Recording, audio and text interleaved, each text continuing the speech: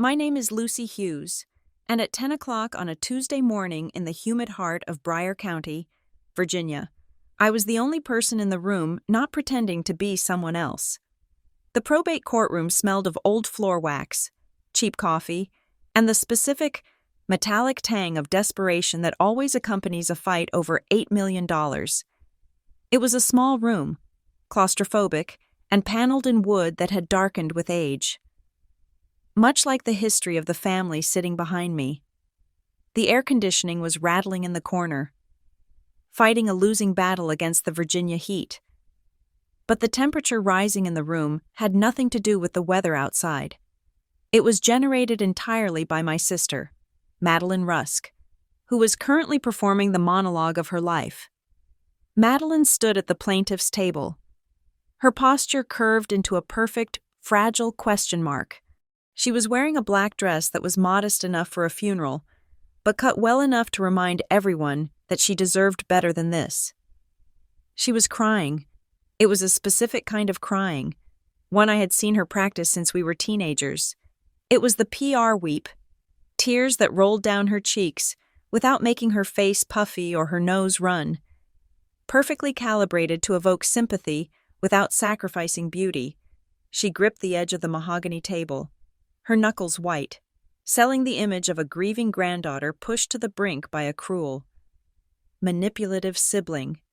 "Your Honor," Madeline sobbed, her voice trembling with a vibrato that would have made a theater coach proud. "We are not just asking for the money.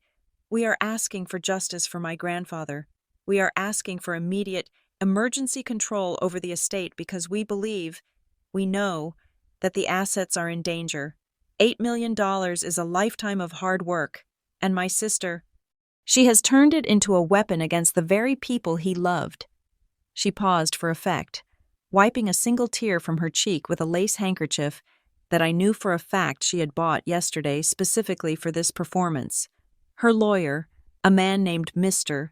Sterling, who wore a suit that cost more than my car and cologne that smelled like aggressive negotiation, stepped in to fill the silence Madeline had artfully left. He did not look at me. He looked at the judge, Honorable Judge Davis, a man with bags under his eyes who looked like he wanted to be anywhere else but in the middle of a domestic demolition. "Your Honor," Sterling boomed, his voice filling the cramped space, "the timeline is indisputable for the last 6 months of the decedent's life." The respondent, Ms.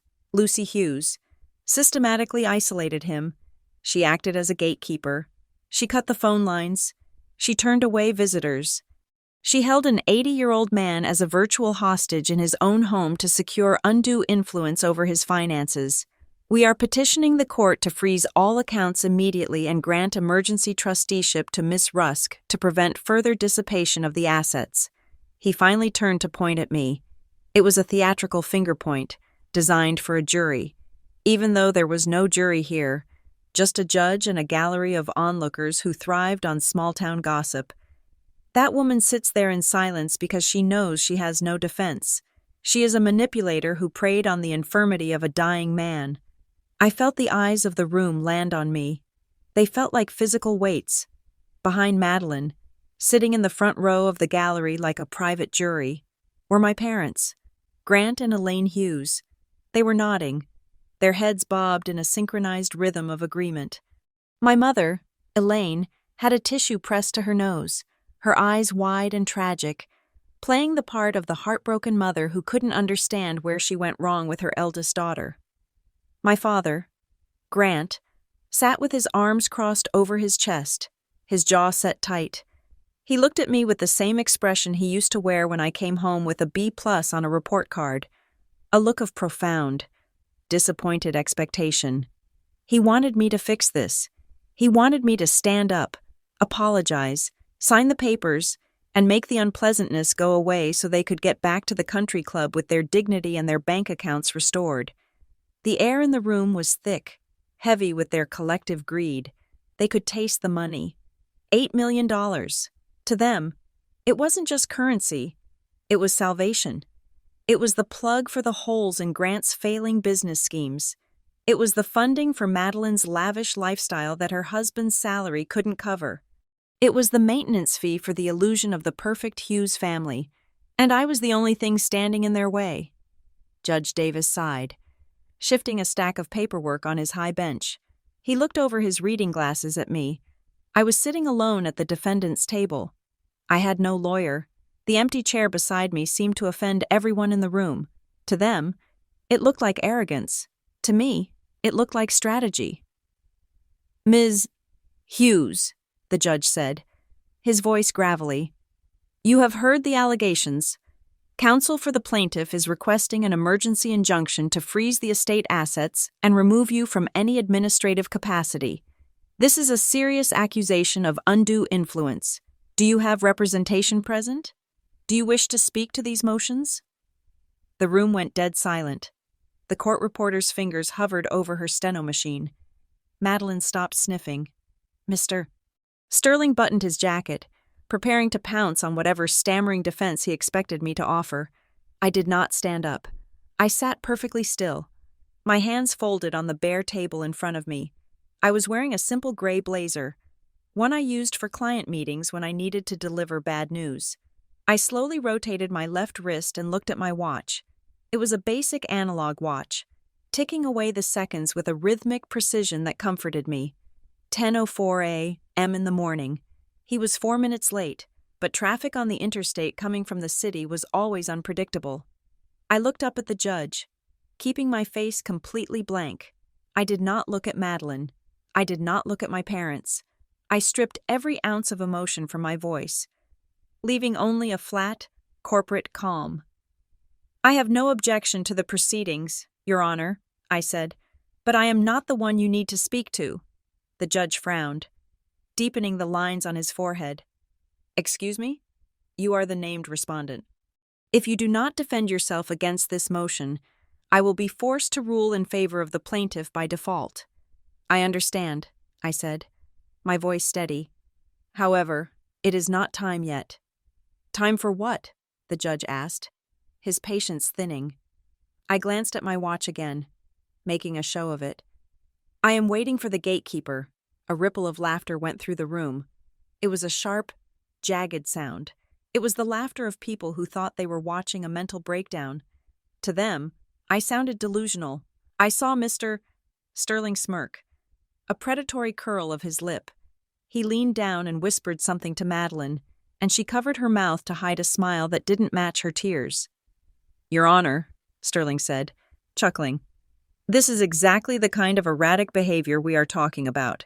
Ms. Hughes is clearly detached from reality. She speaks in riddles while $8 million is at stake." Behind me, I felt a familiar pressure.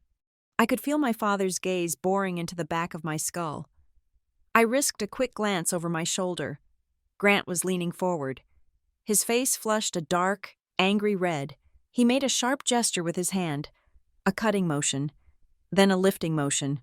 "Stand up," he was mouthing. "Fix this." It was the same signal he had given me 20 years ago when the family dinner conversation veered into awkward territory. It was the signal that meant, "Lucy, absorb the impact. Lucy, take the blame. Lucy, smooth it over so we can pretend we are normal." He thought he still had that power. He thought that if he glared hard enough, if he exerted enough of that old paternal dominance, I would crumble. He expected me to jump up, stutter an apology, and hand over the keys to the kingdom just to stop the conflict. He didn't realize that the Lucy who used to desperate for his approval had died a quiet death 3 years ago. Sitting in a hospital waiting room while he was on a golf trip, he refused to cancel. I turned back to the front, ignoring him. I ignored the whispers from the gallery. I ignored Madeline's theatrical sigh of exhaustion. "Ms. Hughes," the judge said, and his voice was stern now. "This is a court of law, not a theater. If you are waiting for a witness, you should have filed a list. If you are waiting for counsel, they should be here. Who is this? Gatekeeper?" I took a slow breath. Inhaling the scent of the stale room, I let the silence stretch. I let them think they had won. I let Madeline believe that the gavel was about to come down and hand her the fortune she had already mentally spent. I wanted this moment to burn into their memories, I wanted them to remember exactly how high they felt right now, so the fall would be that much more devastating. "He is not a witness, Your Honor," I said softly, "and I am not the administrator of this estate." "Then who is?" Sterling demanded. Sensing blood in the water, I didn't answer. I didn't have to. At that exact moment, the heavy double doors at the back of the courtroom made a sound. It wasn't a slam. It was the distinct, solid clack of a heavy latch disengaging. The sound cut through the murmuring like a gunshot. The temperature in the room seemed to drop 10 degrees in a single second. It wasn't a literal draft, but a psychic one. The chaotic energy of the family drama, the heat of the accusations, the sticky humidity of the lies. It all froze. The heavy oak door swung open. It moved slowly, with the weight of inevitability. Every head in the room turned. Madeline stopped mid-sob. "Mr. Sterling froze with his hand raised in objection. My parents stiffened in their seats. I didn't turn around. I didn't need to look to know who was walking in. I just watched Madeline's face. I watched the confusion cloud her eyes, followed by a flicker of annoyance, and then, as the figure stepped fully into the light of the courtroom, the first creeping shadow of genuine fear. The wait was over, the trap was sprung, and they had walked right into the center of it, smiling the entire way. The man who entered the courtroom did not look like a savior, and he certainly did not look like someone who held the fate of an $8 million fortune in his hands. He looked like an accountant who had been dried out in a basement file room for 3 decades. He was wearing a gray suit that had clearly been purchased off the rack at a department store sale. The kind of synthetic blend that caught the fluorescent lights with a dull, weary sheen. The jacket was slightly too large in the shoulders, giving him a lopsided, hanger-like appearance, and his tie was a sensible, boring navy blue that had been knotted so many times it had permanently creased. He carried a briefcase that was the antithesis of Mr. Sterling's sleek Italian leather attaches. This bag was battered, scarred with scratches and scuffs, the brass buckles tarnished by years of exposure to Virginia humidity and office air conditioning. It looked like it had survived several wars, all of them fought with paper and ink. He did not look at the gallery where the spectators were craning their necks. He did not look at my parents, who were staring at him with a mixture of confusion and offense, as if his cheap attire was a personal insult to their high-stakes drama. He did not even look at me. He walked with a plodding, rhythmic gait, the rubber soles of his sensible shoes squeaking faintly against the polished floorboards. He moved in a straight line, navigating the narrow aisle between the benches like a container ship navigating a canal, slow, heavy, and impossible to stop. Madeline had lowered her handkerchief. Her mouth was slightly open, a perfect little O of bewilderment. She looked from the man to her lawyer, waiting for Mr. Sterling to bark an order or make a joke, but Sterling was silent. He was squinting, his predatory instincts flaring because he could not immediately categorize this new variable. The man walked past the bar, pushed through the swinging gate without asking for permission, and stopped directly in front of the court clerk's desk. He placed the briefcase on the ledge. The sound of the latches snapping open was sharp and metallic. Click, click, from the depths of the battered bag. He withdrew a single, thick envelope. It was manila, heavy-gauge paper, and sealed with red security tape that looked official and intimidating. He placed it on the desk with a thud that echoed in the silent room. Then, he finally spoke.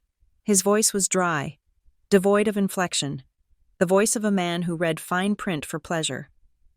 "My name is Arthur Penhaligon," he announced, not to the judge, but to the room at large, as if reading a public service announcement. "I am the senior fiduciary officer representing the Ironwood Trust and Fiduciary Group. I am here to formally present the credentials of the successor trustee regarding the assets of the late Silas Vance." The silence that followed lasted exactly 3 seconds before Mr. Sterling exploded. "Objection!" Sterling shot out of his chair as if he had been electrocuted. His face, usually a mask of tanned composure, was suddenly flushed. "Your Honor, this is highly irregular. We have received no notice of appearance from any third party. This is a probate hearing for the estate of Silas Vance. We are here to discuss the immediate appointment of Ms. Rusk as administrator. I have never heard of Ironwood Trust, and I certainly have not seen any filings from them. This is an ambush. Sterling was waving his hand dismissively at Mr. Penhaligon, trying to physically banish him from the narrative. This man has no standing here. Whatever he is selling, the court should not entertain it without proper discovery. Judge Davis looked at Sterling. Then he looked at the gray man standing impassively by the clerk's desk. The judge's expression had shifted. The boredom was gone, replaced by the sharp, focused look of a man who realized the paperwork was about to get complicated. "Mr. Sterling," the judge said, his voice dropping an octave, becoming dangerous. "Sit down." "But, Your Honor—" "I said sit down," Judge Davis repeated. "This is my courtroom. If a representative of a fiduciary institution walks in with sealed documents, I am going to read them before I throw them out. Do you understand?" Sterling's jaw worked, grinding his teeth. He looked at Madeline, who was gripping his arm, her fingernails digging into his expensive suit fabric. He slowly lowered himself back into his chair, but he remained perched on the edge, ready to pounce. The judge beckoned to the clerk. "Hand it here." The clerk passed the heavy envelope up to the high bench. Judge Davis took it. He turned it over in his hands, inspecting the seal. The room was so quiet, I could hear the hum of the air conditioning unit cycling off, leaving us in a heavy, breathless stillness. I did not look at the judge. I did not look at the envelope. I knew exactly what was inside. I knew the weight of the paper, the font size, the specific clause on page 4 that acted as a tripwire. Instead, I turned my head slightly, just enough to see my family. I watched Madeline. Her PR-perfect sadness had evaporated, replaced by a raw, ugly anxiety. She was a woman who had spent her entire life assuming that if she cried loud enough, the world would rearrange itself to comfort her. Now, faced with a man in a cheap suit who didn't care about her tears, she looked small. She looked like a child who had realized the game was rigged. Behind her, my mother, Elaine, had grabbed Grant's forearm. Her grip was so tight her knuckles were white. She was whispering something to him, rapid fire and frantic. Grant was staring at the back of the gray man's head. His face was deepening in color, transitioning from a flush to a dark, congested red. It was the specific shade of red he turned when a waiter told him a coupon had expired, or when a traffic cop refused to let him off with a warning. It was the anger of a man who was used to bullying people. Suddenly realizing he could not bully a piece of paper, then came the sound. The judge hooked his finger under the flap of the envelope and tore it open. The sound of the heavy paper ripping was violent, in the acoustic perfection of the courtroom. It sounded like a zipper being pulled down on a body bag. It sounded like the safety catch being removed from a grenade. Madeline flinched physically at the noise. Judge Davis pulled out the document. It was thick, stapled at the top, blue-backed in the traditional legal style. He adjusted his glasses and began to read. He read the cover page. He turned to the first page. He scanned the preamble. He stopped. He looked up, his eyes finding Mr. Sterling, then drifting over to Madeline, and finally landing on me. There was a flicker of something in his eyes. Not quite amusement, but perhaps respect. "Mr. Sterling," the judge said, his voice level. "You are petitioning for letters of administration for the estate of Silas Vance. Is that correct? You are claiming that the estate is intestate, meaning there is no will, or that the will is contested?" "Yes, Your Honor," Sterling said, standing up again, smoothing his tie.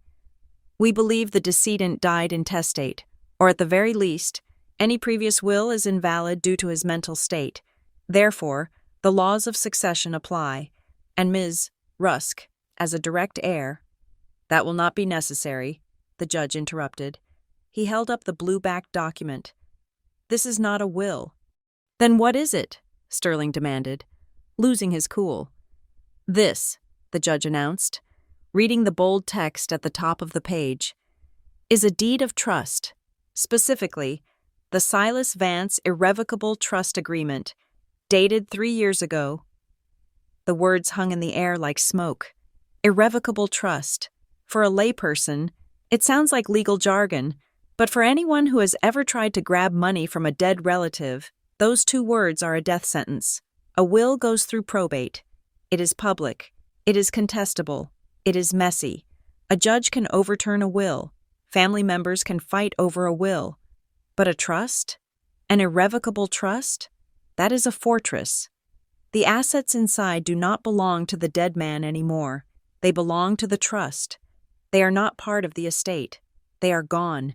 They are locked away in a vault that no amount of crying, screaming, or lawyerly maneuvering can easily crack. Trust? Madeline whispered. The word sounded foreign in her mouth. What does that mean? What trust? It means, the judge continued, flipping to the second page, that the assets you are petitioning to control, the bank accounts, the investment portfolio, the property on Ridge Road, were all transferred out of Mr. Vance's personal name 3 years ago. They are titled to the Ironwood Trust. The court has no jurisdiction to distribute them as part of a probate estate because, technically speaking, Mr. Vance did not own them when he died. Grant let out a noise that was half gasp, half growl. He slumped back in the bench, the wood creaking under his weight. He knew. My father was a failed businessman, but he knew enough about money to know when a door had been slammed in his face. An irrevocable trust meant the money was not just out of reach. It was in another universe. I let out a breath I felt like I had been holding for 3 years. My mind flashed back to that day. I remembered the smell of the leather seats in my old sedan as I drove my grandfather to the city. He was frail then, his hands shaking slightly from the early stages of Parkinson's, but his eyes were clear, sharp as blue glass. My family had thought we were going to a doctor's appointment. That was the cover story. Just a checkup, I had told my mother. Don't worry, I'll handle it. And because they were lazy, because they preferred to let me handle the messy business of caring for an old man. They had waved us off. They had sat by the pool, drinking iced tea, while I drove him 2 hours to the sterile, quiet offices of Ironwood Trust and Fiduciary Group. I remembered sitting in the conference room with him, the lawyer there, a woman with kind eyes and a ruthless understanding of family dynamics, had explained it all to him. Silas, she had said, if you make this irrevocable, you cannot change it back. You are giving up ownership. You are handing the reins to us. Are you sure? Grandfather had looked at me. He didn't look at me with pity or even affection in that moment. He looked at me with a shared, grim understanding. He knew what they were. He knew what they did. He knew that the moment he stopped breathing, they would descend on his house like locusts. I don't want them to fight, Lucy, he had whispered to me, his voice raspy. They will fight anyway, Grandpa. I had told him gently. But this way, they can't win. He had nodded. He took the pen. His hand shook, but he steadied it with his other hand, pressing the nib into the paper with a force that surprised me. He signed his name, Silas Vance. That signature was the sound of a lock clicking shut. Back in the courtroom, the reality was setting in. The gray man, Mr. Penhaligon, stood by the clerk's desk, looking utterly bored. He had done his job. He had delivered the bomb. Now he was just waiting for the dust to settle so he could file his receipt. Your Honor, Sterling was shouting now, desperate to salvage the sinking ship. This is absurd. If this trust exists, why was it kept secret? This is clearly a fraudulent conveyance. We contest the validity of this document. We demand to see the signature. My client's grandfather was not in his right mind 3 years ago. He was manipulated. Madeline seized on the cue. She stood up, her face blotchy. He's right. He was sick. Lucy made him do it. She drove him there. Didn't she? She forced him to sign away our inheritance. She pointed a trembling finger at me. She stole it. She put it in a trust so she could keep it all for herself. The judge looked over his glasses at the commotion. He looked at the trust document again. He turned another page. A small, cold smile touched the corner of his mouth. "Mr. Sterling," the judge said, his voice cutting through Madeline's screeching. "Before you go further down this road of contesting the validity of the trust, I suggest you let me read you Article 7. "Article 7? Sterling paused. Wary. "Yes," the judge said. "The no contest clause." The room went deadly silent again. Even the air conditioner seemed to hold its breath. I looked at my watch. 10:04 a.m., right on schedule. They had just stepped off the ledge, and they didn't even know they were falling yet. The trap wasn't just the trust. The trap was their own greed, and they had just triggered the mechanism. Judge Davis did not raise his voice. In fact, he lowered it, forcing everyone in the room to lean in, to strain against the silence to hear him. He held the blue-backed document in one hand, his finger resting heavily on the page he had just turned to. But he did not read it immediately. Instead, he looked directly at my sister. "Ms.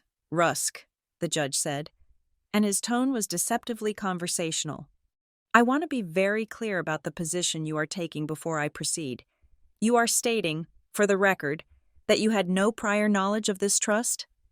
Madeline blinked. Her mascara slightly smudged from her earlier performance. She looked at her lawyer. "Mr. Sterling," for a cue. Sterling gave a sharp, confident nod. He was still operating under the assumption that this was a standard probate fight, the kind where aggressive posturing and loud accusations eventually led to a settlement check. He thought this was a negotiation. "No, Your Honor," Madeline said, her voice rising with renewed indignation. "I didn't know because it was hidden from us. My sister hid it. She manipulated my grandfather into signing secret papers. That is exactly why we are here." The judge nodded slowly, as if he were checking off items on a grocery list. "And is it your position," he continued, "that the late Mr. Vance lacked the mental capacity to execute legal documents 3 years ago?" This was the bait. It was a beautiful, shiny lure, dangling right in front of her face. Madeline grabbed it with both hands. "Yes," she practically screamed. She turned to the gallery, gesturing to our parents as if appealing to a jury. "He was sick. He was confused.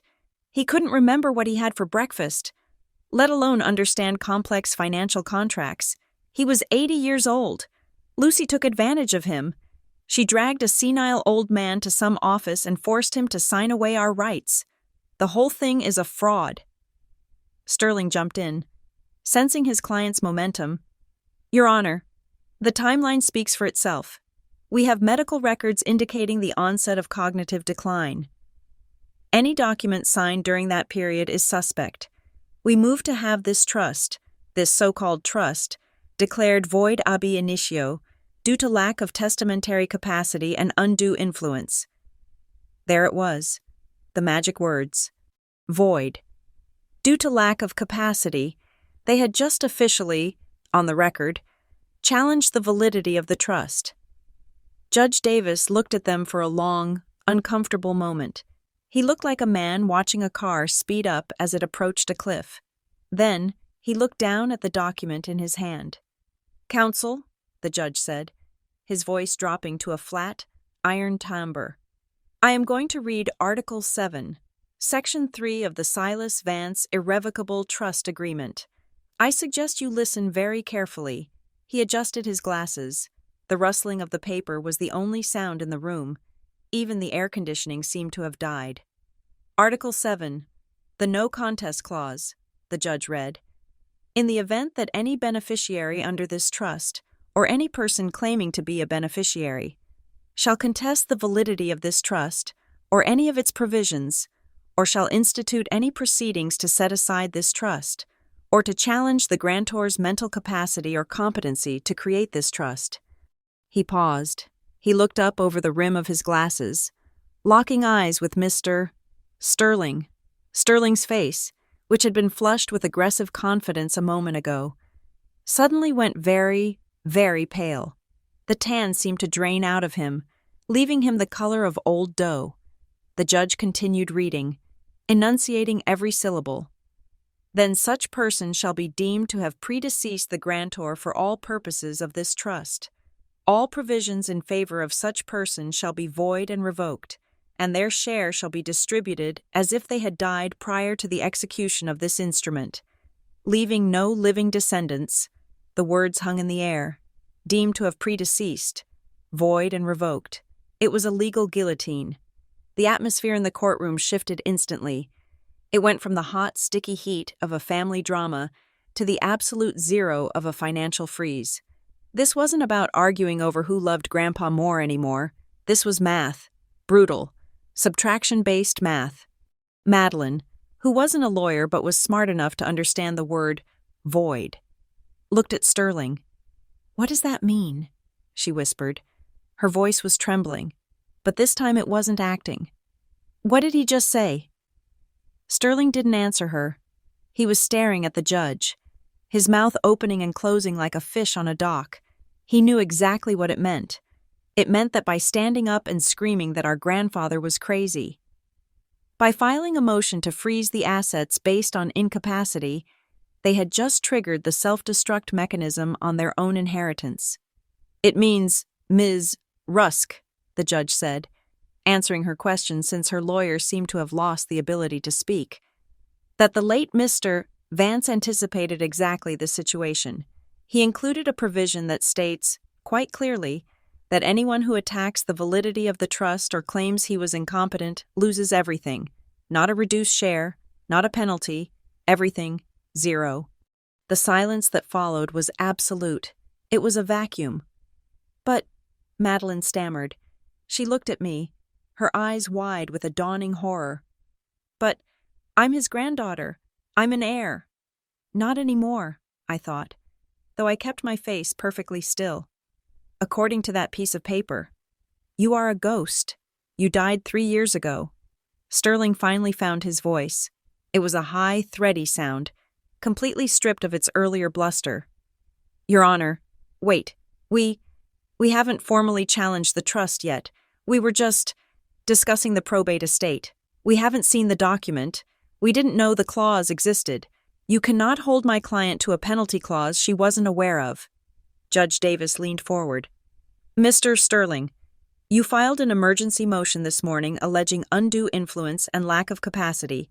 You just stood in open court, on the record, and stated that the decedent was senile and that the document was fraud. That is a challenge. The trigger doesn't require you to read the warning sign before you step on the mine. It just requires you to step on it." "We withdraw," Sterling yelped. He was sweating now, visible beads of perspiration popping out on his forehead. "We withdraw the motion. We withdraw the comments. We strike them from the record. We are taking a recess to review the document." He was scrambling, trying to shove the genie back into the bottle, trying to unring a bell that had already shattered the eardrums of everyone in the room. Judge Davis shook his head slowly. "Mr. Sterling, you know as well as I do that you cannot simply hit an undo button in a court of law after you have stated your case. The motion was filed. The arguments were made. The trustee has presented the document. The clause has been activated by your client's own testimony.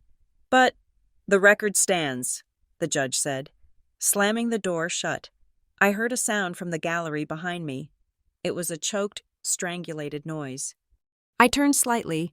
My father, Grant, was standing up. He looked like he was having a stroke. His face was a map of disbelief. He was a man who had spent his entire life bullying his way out of contracts, intimidating waitresses, and staring down mid-level managers. He believed that reality was negotiable if you were loud enough. He was looking at Mr. Penhaligon, the gray-suited trustee, with a look of pure, concentrated hate. He looked at him like he was a waiter who had brought the wrong wine. Grant opened his mouth, his chest heaving, preparing to unleash the full force of the Hughes family temper. "You can't do this," Grant bellowed. "This is entrapment. You set us up. You sat there and let us speak." Mr. Penhaligon didn't even flinch. He didn't look scared. He didn't look intimidated. He looked at my father with the mild, dispassionate interest of a biologist observing a noisy insect. He slowly reached into his battered briefcase and pulled out a second folder. "Mr. Hughes," the trustee said, his voice dry as dust. "I am simply the administrator of the instrument. I did not force Ms. Rusk to file a motion. I did not force her to accuse her grandfather of dementia. I merely arrived to present the standing instructions. If you have a grievance with the terms of the trust, you are welcome to file a formal complaint. However, I would remind you that you are also named as a contingent beneficiary in Section 4, and the no contest clause applies to you as well. If you continue to shout that this is a setup, you will be joining your daughter in the category of predeceased." Grant's mouth snapped shut with an audible click.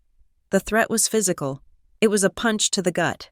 My father, who would sell his own dignity for a 5% discount on a car, suddenly understood that another word, just one more word, could cost him a third of $8 million. He sat down. He collapsed. Really. The air went out of him, leaving him looking smaller, older, and infinitely more pathetic. Elaine was weeping now, but it wasn't the polite, tragic weeping from before. This was the terrified sobbing of a woman watching her lifeboats burn. She was clutching her purse to her chest, looking from Madeline to Grant, realizing that the united front they had built to crush me had just turned into a firing squad arranged in a circle. I sat there, my hands still folded on the table. I felt a profound, cold sense of stillness. It was done. The trap had snapped shut. And the most beautiful part, the part that I would savor for the rest of my life, was that I hadn't pushed them, I hadn't argued, I hadn't yelled, I hadn't even presented a defense. They had done it all themselves. They had walked into the room hungry. They had opened their mouths to devour the inheritance, to consume me, to consume the memory of my grandfather. And in their haste, in their arrogance, in their absolute certainty that they were the main characters of this universe, they had bitten down on the poison pill he had left for them. "Mr. Sterling was whispering frantically to Madeline now, his hands flying, trying to explain the catastrophe. Madeline wasn't listening. She was staring at me. Her eyes were red, rimmed with smeared makeup, and filled with a look of pure, unadulterated shock. She looked at me like she had never seen me before. "You knew," she mouthed. No sound came out, but I saw the shape of the words. "You knew." I didn't smile. Smiling would be gauche. Smiling would give them something to hate, something to latch onto. Instead, I just looked at her. I looked at her with the blank, indifferent expression of a mirror. I didn't have to know. I thought, I just had to know you. I knew she wouldn't be able to resist the spotlight. I knew she wouldn't be able to settle for a fair share. I knew she would want it all, and she would want it immediately, and she would use the loudest, ugliest weapons she had to get it. Grandfather had known it too. That was why he wrote the clause. He wasn't punishing them for being greedy. He was punishing them for being predictable. The judge cleared his throat. "Now," he said, the sound echoing like a gavel strike. "Since the validity of the trust has been challenged and the no contest provisions are potentially active, the assets are effectively frozen under the purview of Ironwood Trust until a determination is made regarding the beneficiaries. The emergency motion for control is denied. Obviously." He looked at Sterling with disdain. "Do you have any other motions, counselor, or are you done digging?" Sterling looked down at his table. He looked defeated. "No, Your Honor, no further motions at this time." "Good," the judge said, "but we are not done. Mr. Penhaligon?" The gray man stepped forward again. "Yes, Your Honor. You indicated in your filing that there were additional matters regarding the estate's history? Matters that speak to the necessity of the trust?" "Yes, Your Honor," Penhaligon said. He placed a hand on the second folder he had removed from his bag. It was thicker than the first. "While the no contest clause addresses the distribution of assets, the trust also has a duty to protect the reputation of the grantor, since the plaintiff has raised the issue of isolation and manipulation. claiming that Ms. Hughes separated the grandfather from his loving family. We feel it is necessary to enter certain records into evidence to correct the narrative.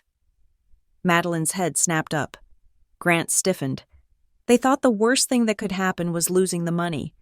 They thought the punishment was financial. They didn't realize that the money was just the first layer. The no contest clause took their future. But what was coming next? What was in that second folder? That was going to take their past. "Proceed," Judge Davis said, leaning back in his chair. "Mr." Penhaligon opened the folder. He didn't look like a lawyer destroying a hostile witness. He looked like an accountant auditing a tax return. "We call this the ledger," he said simply. I watched the color drain from my mother's face.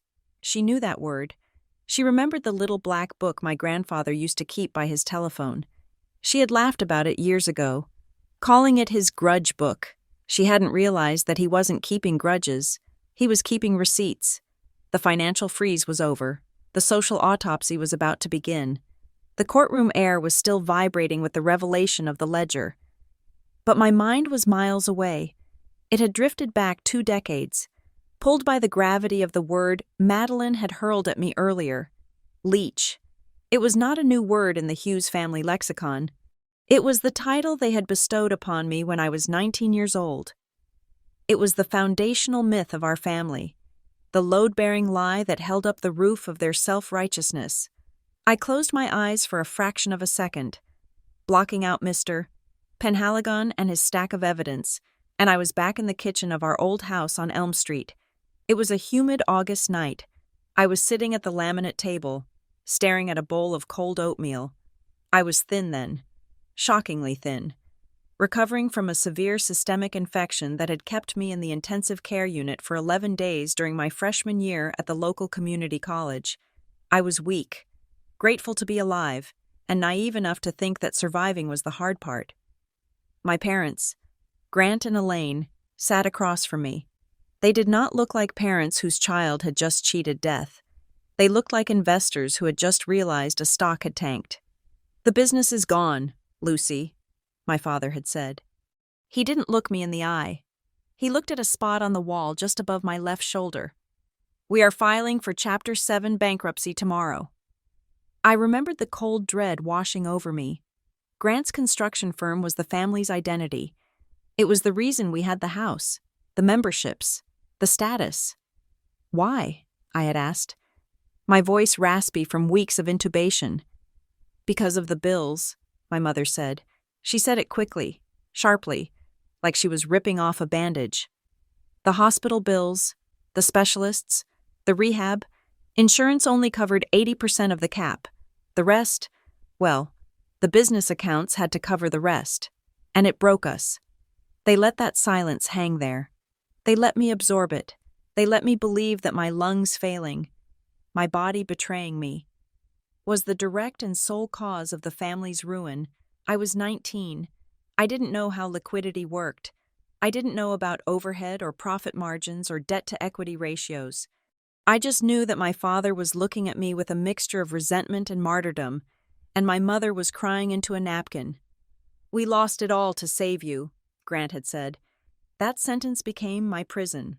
For the next 10 years, I lived in the shadow of that debt. I dropped out of the nursing program I had wanted to join because it was too expensive. I took a job at a call center, then a second job stocking shelves at night. I handed over 60% of my paycheck to them every month. I called it rent, but really, it was penance. I was paying off the sin of being alive. And while I worked double shifts, eating ramen and wearing shoes until the soles wore through, I watched Madeline rise. Madeline was 7 years younger than me. She was the golden child, the fresh start. My parents treated her differently, and their logic was twisted but unshakable. They claimed they couldn't let Lucy's mistake ruin Madeline's childhood too. So, while I paid the electric bill, Madeline got private dance lessons. While I drove a rusted sedan that stalled at red lights, Madeline got a brand new compact car for her 16th birthday. "We need to give her a chance to succeed," Elaine would tell me, taking the cash from my hand. "We can't have 2 failures in the house. You understand, don't you, Lucy?" I understood. I believed them. I internalized the narrative that I was the drain, the burden, the financial black hole that had swallowed their prosperity. I walked around with my head down, apologizing for my existence, grateful that they still let me sit at the table. But time is a funny thing. It sharpens your vision. I eventually got out. I clawed my way into a university program, finishing my degree at night over 6 years. I got a job at a firm called Meridian Gray Strategies. It was a crisis management firm, a place that specialized in administrative cleanups for failing companies and chaotic estates. My job was simple. I was a fixer. When a business was bleeding money, or a board of directors was panic-stricken over missing funds, they sent me in. I would sit in a windowless room with boxes of receipts, bank statements, and ledgers, and I would reconstruct the truth. I learned a very important lesson at Meridian Gray. Numbers do not have emotions. They do not have agendas. They do not lie. People lie.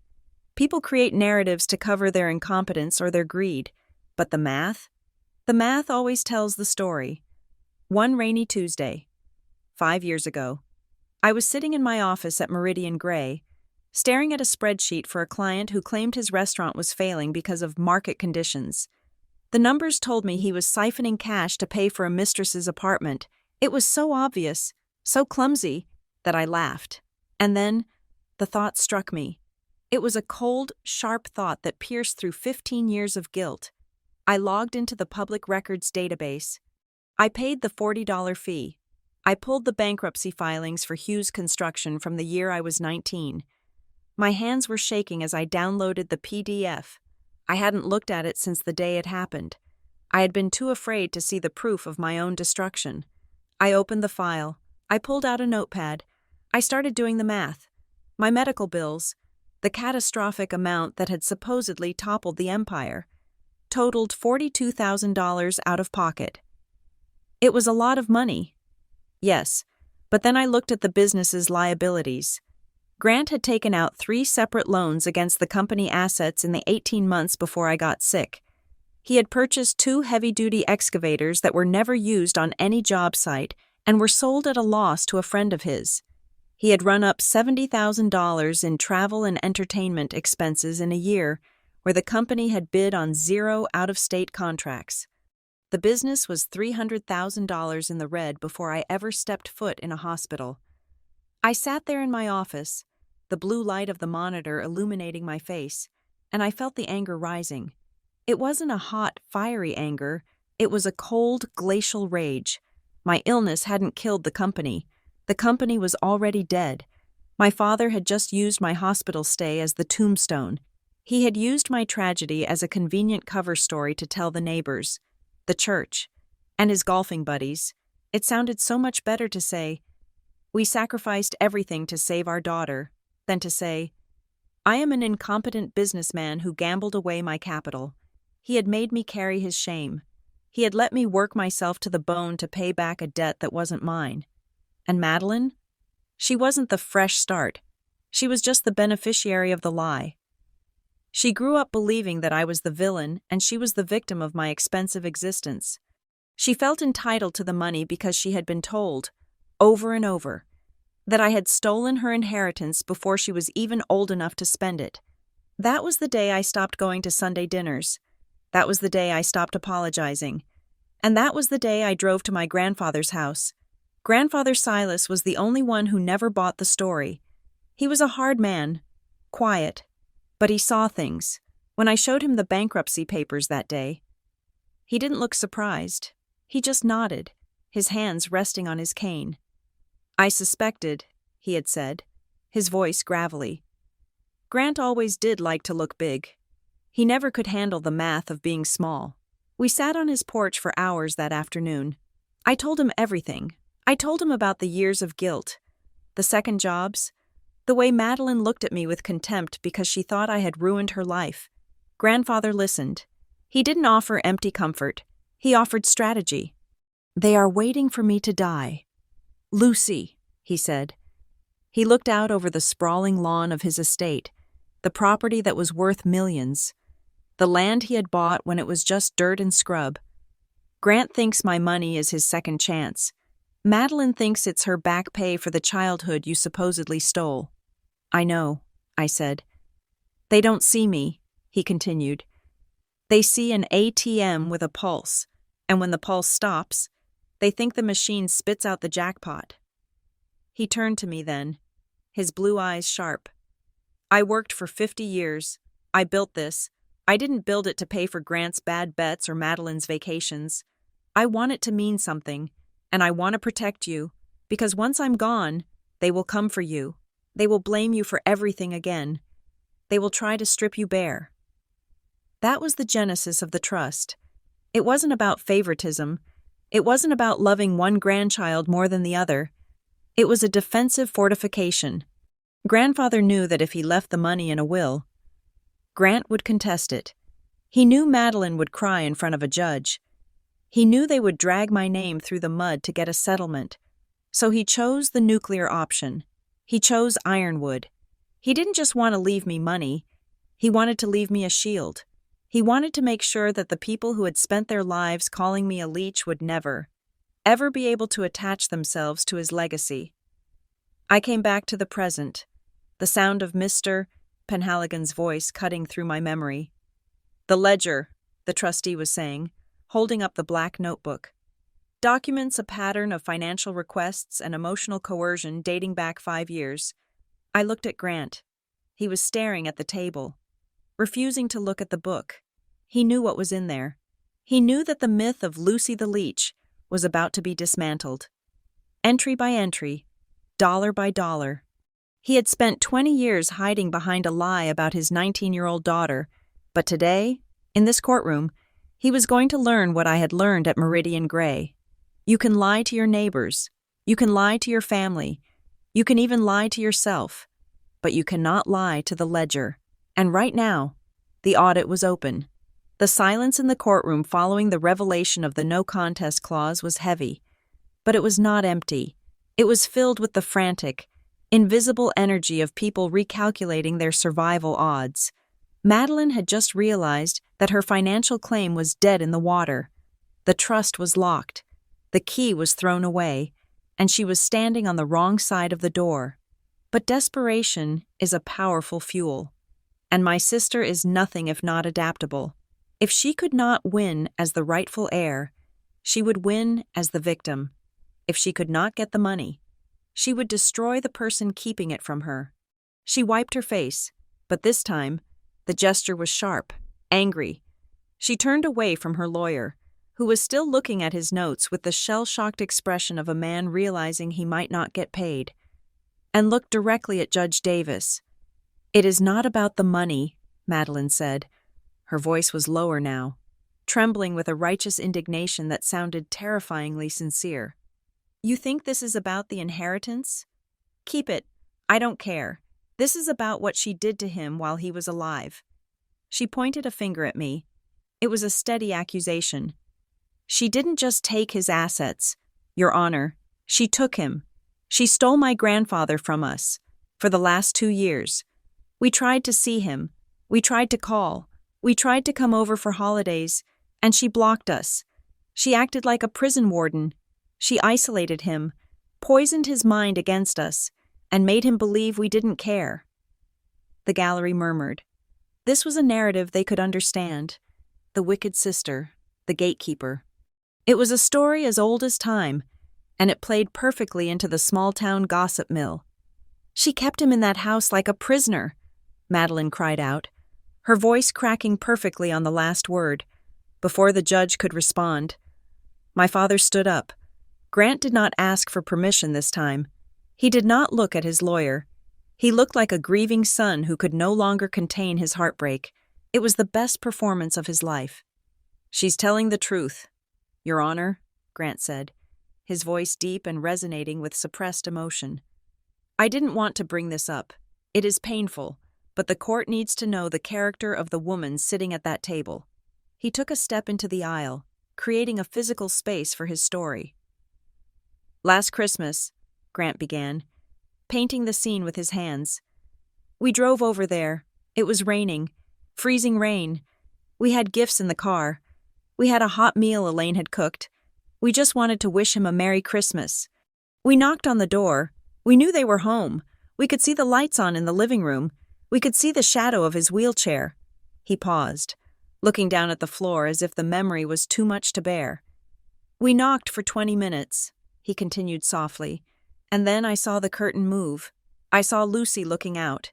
She looked right at me, right at her own father standing in the rain, and she didn't open the door. She just smiled. I could see her laughing.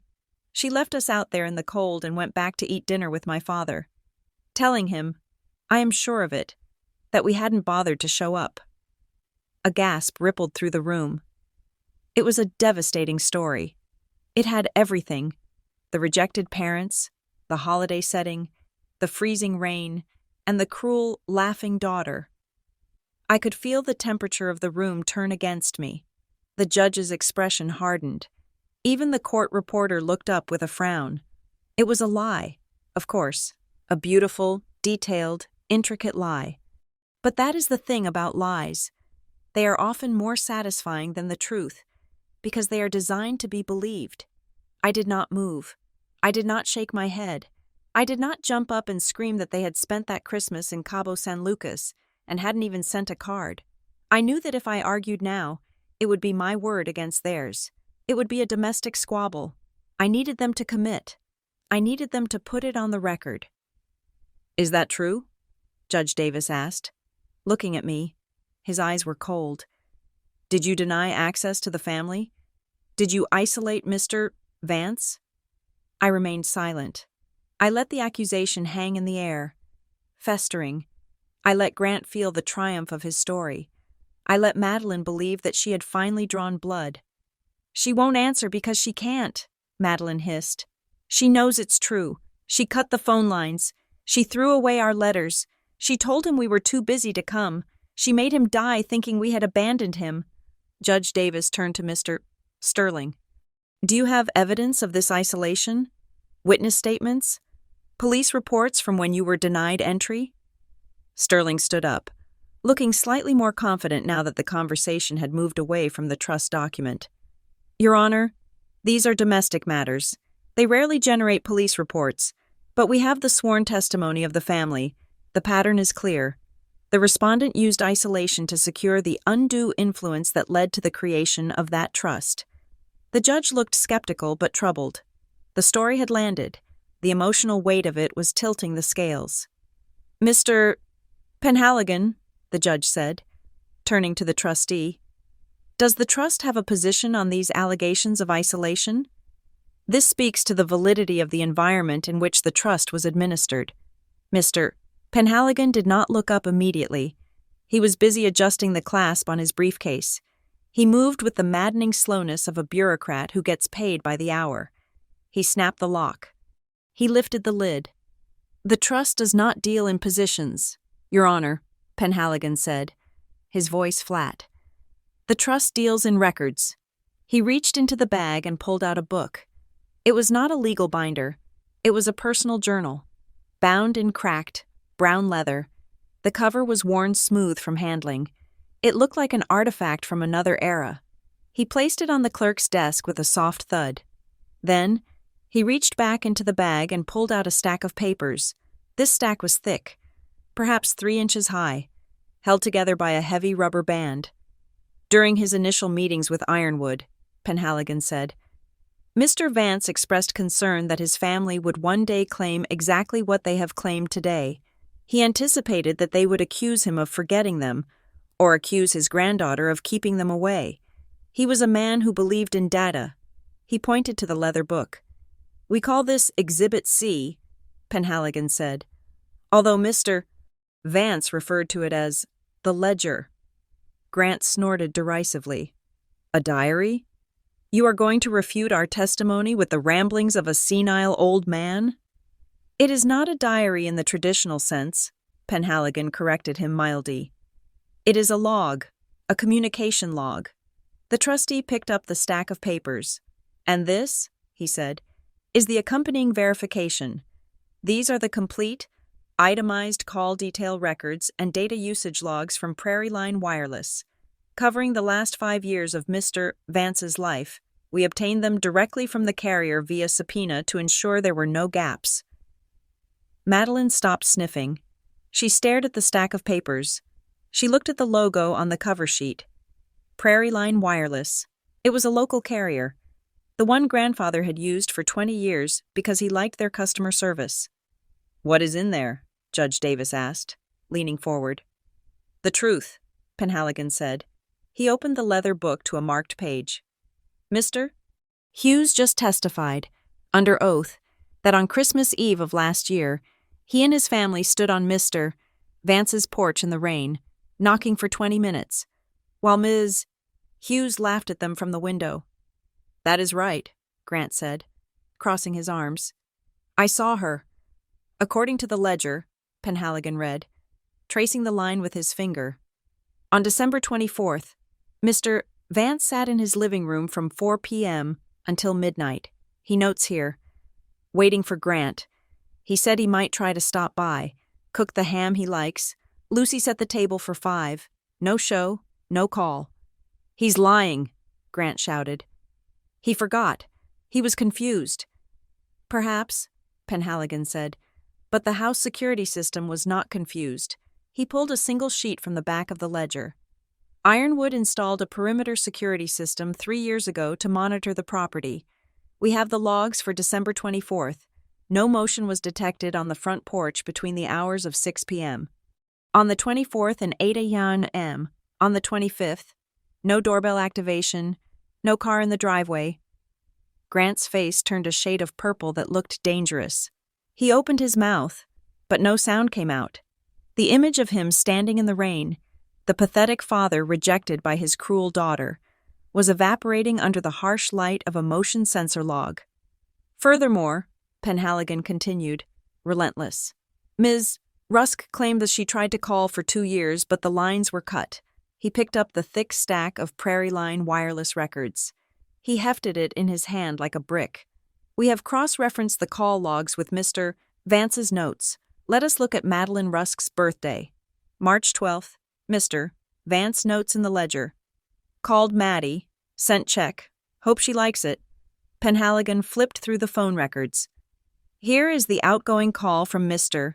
Vance's landline to Miss Rusk's mobile number at 10 a.m., duration 0 minutes, sent to voicemail.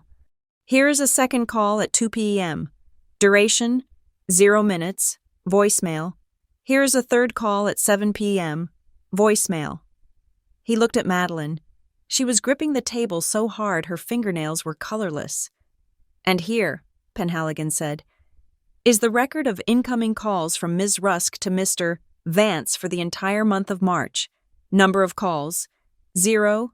Number of text messages, 0. The room was absolutely silent.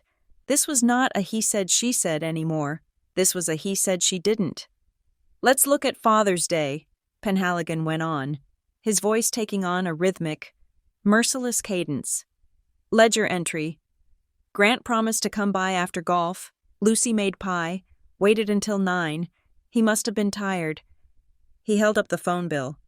Location data associated with Grant Hughes's mobile device, which we obtained during the discovery phase of the financial review, places him at the Blackwood Country Club until 6 p.m., and then at the Golden Steer Steakhouse until 11 p.m. There were no calls made to Mr. Vance. "This is an invasion of privacy," Grant roared. "You can't use my phone records." "We can when you accuse the estate of fraud," Judge Davis snapped. "Sit down. Mr. Hughes, you have opened the door to your own conduct. The trustee is walking through it." Penhaligon turned a page in the ledger. It made a crisp, dry sound. "There are pages of these," he said.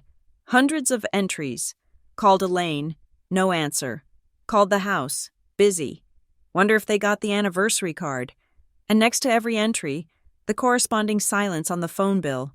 He looked at Madeline, who was now trembling, but not from sadness. It was the trembling of someone watching a bomb fuse burn down to the casing. "But there is one entry that is particularly interesting," Penhaligon said. "It is dated 3 months ago, the night Mr. Vance had his stroke." The air in the room seemed to get sucked out. The family claims they were kept away, Penhaligon said. They claim they rushed to his side and were barred at the door. He flipped the ledger to the very last page.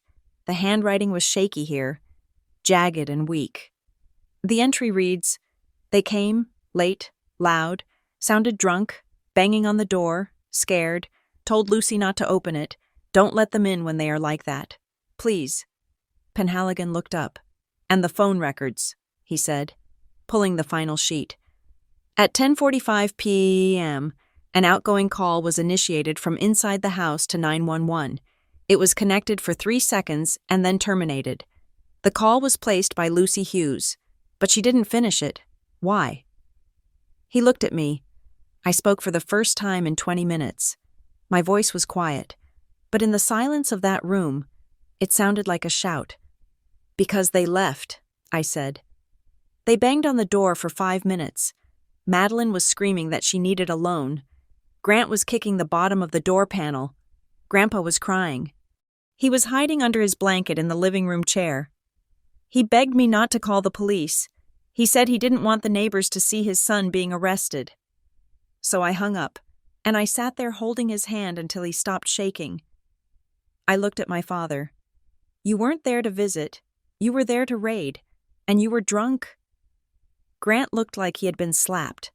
The Christmas story he had told, the touching image of the rejected family, had been inverted. It wasn't a visit. It was a siege. The judge looked at the Prairie Line records. He looked at the leather book. Then he looked at Madeline and Grant. His face was no longer neutral. It was filled with a profound, simmering disgust. "Miss Sterling," the judge said, his voice dangerously low. "Your clients testified that they were isolated. They testified that they were the loving family kept apart by a jealous sister. The evidence before me suggests that the only thing isolating Mr. Vance from his family was their own indifference and their own intoxication." Sterling didn't answer. He was staring at the phone records, realizing that his clients had not only lied to the court, but they had lied to him. He had built a case on a foundation of sand, and the tide had just come in. Madeline let out a small, choked sob, but this time, nobody in the gallery offered a tissue. The people who had been nodding along with her earlier were now looking at their shoes or studying the ceiling. The illusion was broken. The poor granddaughter mask had slipped, revealing the predator underneath. And Mr. Penhaligon stood there, his hand resting on the leather book, looking like the grim reaper of accountability. He hadn't just proven they were liars. He had proven that for the last 5 years. While they were partying and playing golf and ignoring the old man in the big house, the old man had been writing it all down. He had been keeping score, and now the bill was due. The courtroom had transformed. 10 minutes ago, it had been a theater of family drama, hot with tears and accusations. Now, it was an operating theater. The air was sterile, cold, and smelled of antiseptic truth. Mr. Penhaligon, the man in the cheap gray suit, was the surgeon, and he was dissecting the Hughes family reputation one layer at a time. He did not shout. He did not point fingers. He simply read. His voice had the monotonous, rhythmic cadence of a metronome, ticking away the seconds of my family's destruction. "Item number 42, Penhaligon announced, his finger sliding down the page of the leather-bound ledger. Dated March 12th, the birthday of Madeline Rusk. He looked up briefly, his eyes skimming over Madeline, who was now staring at the table as if hoping the wood grain would swallow her whole. Mr. Vance notes. Sent Madeline $500, called at 10 in the morning to sing to her, went to voicemail, called at noon, voicemail. Sat by the phone until news hour. She must be busy with friends." Penhaligon flipped a page in the thick stack of Prairie Line wireless records. The sound of the paper turning was sharp, like a dry twig snapping. "Cross-reference with carrier logs," he continued. "Outgoing call from Mr.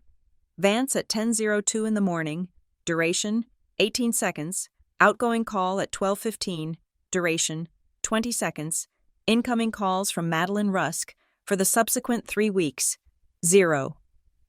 He let that hang there. He didn't need to add commentary.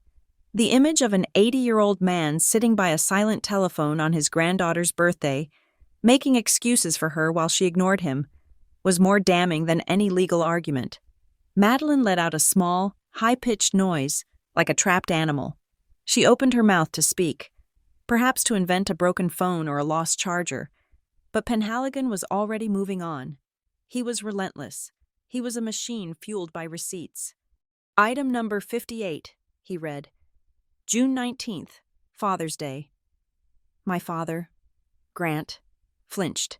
He shifted in his seat, the expensive fabric of his suit rustling loudly in the quiet room. Mr. Vance writes, Grant called yesterday, said he would stop by after his golf game, said he wanted to see me. Lucy made the pot roast he likes. We waited. I closed my eyes. I remembered that day. I remembered the smell of the roast beef filling the kitchen, the way Grandpa kept checking his watch, the way he insisted on keeping the oven on warm even as the sun went down and the streetlights flickered on. I remembered the look in his eyes when he finally told me to put the food in Tupperware containers. It wasn't anger, it was resignation. Timeline analysis, Penhaligon said, consulting the data sheets. Text message sent from Mr. Vance's mobile device at 5:30 in the evening. Content, are you coming? Dinner is ready. Status, delivered. He looked at Grant. Text message sent from Mr. Vance at 7 o'clock. Content. Do not worry if you are late. We are keeping it warm. Status, delivered. He paused, letting the silence stretch until it was almost unbearable. Reply from Grant Hughes. None. This is private, Grant exploded. He jumped up again, his face a mottled canvas of red and white. He pointed a shaking finger at the trustee. You are reading a dead man's private diary. You are twisting his confusion. I was busy. I run a business. You cannot use a man's lonely scribbles to judge my relationship with him. Sit down, Mr. Hughes, Judge Davis said. His voice was not loud, but it had the weight of a granite block. It is prejudicial, Grant argued, desperate now. It has no relevance to the legal standing of the trust. It has every relevance, the judge countered. Leaning over the bench, you stood right there and told me your father was isolated by his granddaughter. You claimed a state of mind. You claimed he was a hostage. This ledger establishes his state of mind. It establishes a pattern, and right now, the pattern suggests that the only person holding him hostage was his own hope that you would eventually show up. Grant stood there for a second longer, his mouth opening and closing. He looked at the gallery. The faces looking back at him were not friendly. They were the faces of people who had parents, who had grandparents, who understood the visceral cruelty of letting a dinner go cold. He sat down hard. Penhaligon did not even blink. He waited for the interruption to cease, and then he returned to his work. We turn now to the entry marked in red, the trustee said. He opened the ledger to a page near the very end. The bookmark was a strip of red ribbon. The significance of the color was not lost on anyone. This was the wound. This was the night that had broken everything. This entry corresponds to the night of November 14th, Penhaligon said. The night the plaintiffs described in their opening statement as a wellness check that was blocked by Ms. Hughes, he read from the book. The handwriting, I knew, was shaky on this page. Grandpa had written it the next morning, his hand still trembling from the adrenaline and the fear. Mr. Vance writes, 10 o'clock at night, lights were out, heard a car skid in the driveway, loud voices, recognized Grant, recognized Madeline. They were shouting, slurring words, sounded like they had been drinking. Madeline gasped. That is a lie. We were just upset. Penhaligon ignored her. He continued reading the old man's words. They started banging on the front door, kicking it. Madeline was yelling about a loan. She said she knew I had it. Grant was cursing. I was in the chair. I was shaking. I grabbed Lucy's hand. I told her, don't open it. Please don't open it. They are not themselves. The trustee looked up. The room was deathly still. The image of the loving family standing in the rain had dissolved. replaced by the image of a drunken mob besieging a terrified octogenarian. Evidence of the event, Penhaligon said, shifting to the Prairie Line records. At 10:42 in the evening, a call was placed from the landline inside the residence to 911. He held up the sheet. The numbers were highlighted in yellow. The call lasted 4 seconds before being disconnected, Penhaligon said. Ms. Hughes testified that she hung up because her grandfather begged her not to humiliate his son. The plaintiffs claimed they were simply knocking, but let us look at the timestamps. He placed the phone record next to the ledger. The banging reported in the ledger stops at 10:45. The car is heard leaving at 10:46. The 911 call was placed at 10:42. The correlation is precise. This was not a visit. This was a disturbance of the peace so severe that it triggered an emergency response protocol. He looked at Grant, then at Madeline. You didn't leave because you were turned away, Penhaligon said, his voice devoid of emotion. You left because you heard the siren in the distance, or you thought the police were coming. You fled. The word hung in the air. Fled. It stripped away the last shred of their dignity. You don't flee a family visit. You flee a crime scene. That is context, Sterling stammered, his defense crumbling into dust. My clients were emotional. It was a misunderstanding. It was a raid, Judge Davis said. He wasn't looking at the lawyers anymore. He was looking at the ledger. It was a raid on a vulnerable man's peace of mind. The courtroom was silent. It was a heavy, suffocating silence. There was no more giggling from the back rows. No one was whispering about the greedy sister. The narrative had flipped so completely that the air pressure seemed to have changed. People were looking at Madeline, but they weren't seeing the grieving granddaughter anymore. They were seeing a woman who screamed for money on a dark porch. They were looking at Grant and seeing a man who chose a steak dinner over his father and then showed up drunk to kick down the door. And they were looking at me. For the first time all morning, the gazes weren't hostile. They were something else. They were the looks you give to someone who has survived a car crash. A mixture of pity and realization. They realized that my silence wasn't arrogance. It was protection. I hadn't been keeping them out to hoard the money. I had been keeping them out to keep the monsters away from the man I loved. Grant looked around the room, sensing the shift. He was sweating profusely now. The red flush of anger had drained away, leaving a sickly gray pallor. He realized that he couldn't bully the ledger. He couldn't intimidate the timestamps. This is manipulated, Grant whispered. But it was weak. It was the protest of a man who knows the handcuffs are already clicking shut. It is math, Penhaligon said, closing the leather book with a final, decisive thud. And math does not care about your feelings. The trustee turned back to the judge. Your Honor, the trust submits that the isolation described by the plaintiffs was self-inflicted. Mr. Vance was not a prisoner. He was a man hiding from his own family, and he documented every moment of it because he knew this day would come. Judge Davis nodded slowly. He looked at the plaintiff's table.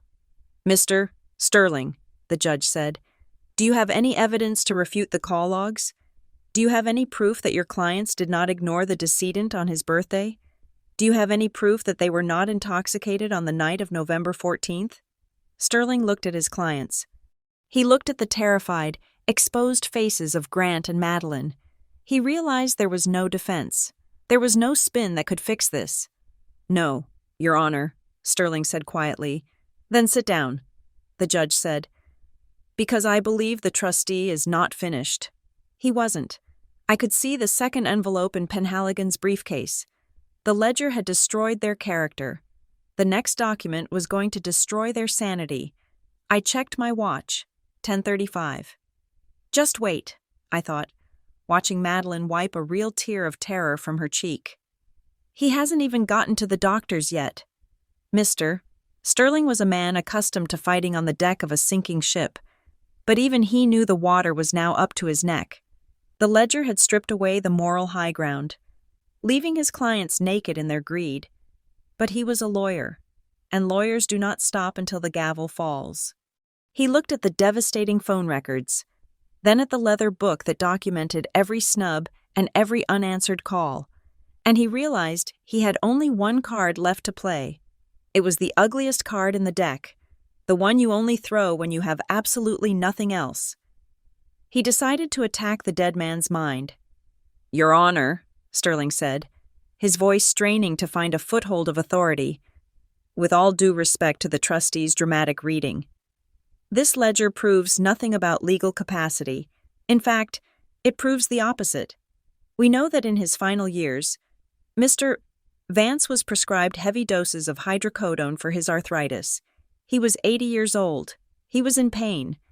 A notebook filled with paranoid scribblings about his family ignoring him is not evidence of fact. It is evidence of a delusion induced by opioids and senility. He thought they were ignoring him because his mind was failing, not because they weren't there."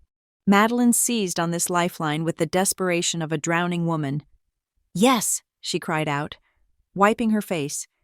He was always confused. He would mix up days. He would forget conversations. That book isn't real. It's the ramblings of a sick old man who didn't know what day of the week it was. You can't base an $8 million decision on the diary of a man on painkillers." The gallery murmured. It was a low blow, dragging the grandfather's medical history into the light. But it was a legally valid point.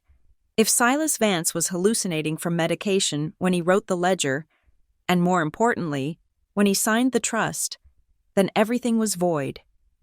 Judge Davis looked at Mr.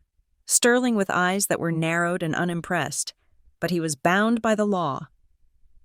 "The counsel raises a point regarding capacity," the judge said. Turning to the trustee, "Mr. Penhaligon, the ledger establishes the decedent's perception of events. But does the trust have evidence of his actual cognitive state at the time the instrument was executed?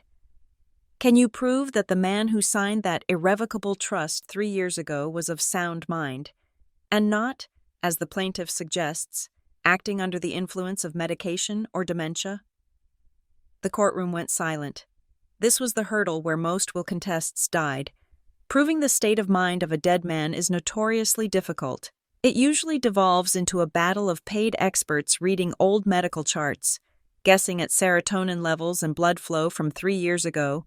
Mr. Penhaligon did not answer immediately. He looked at me.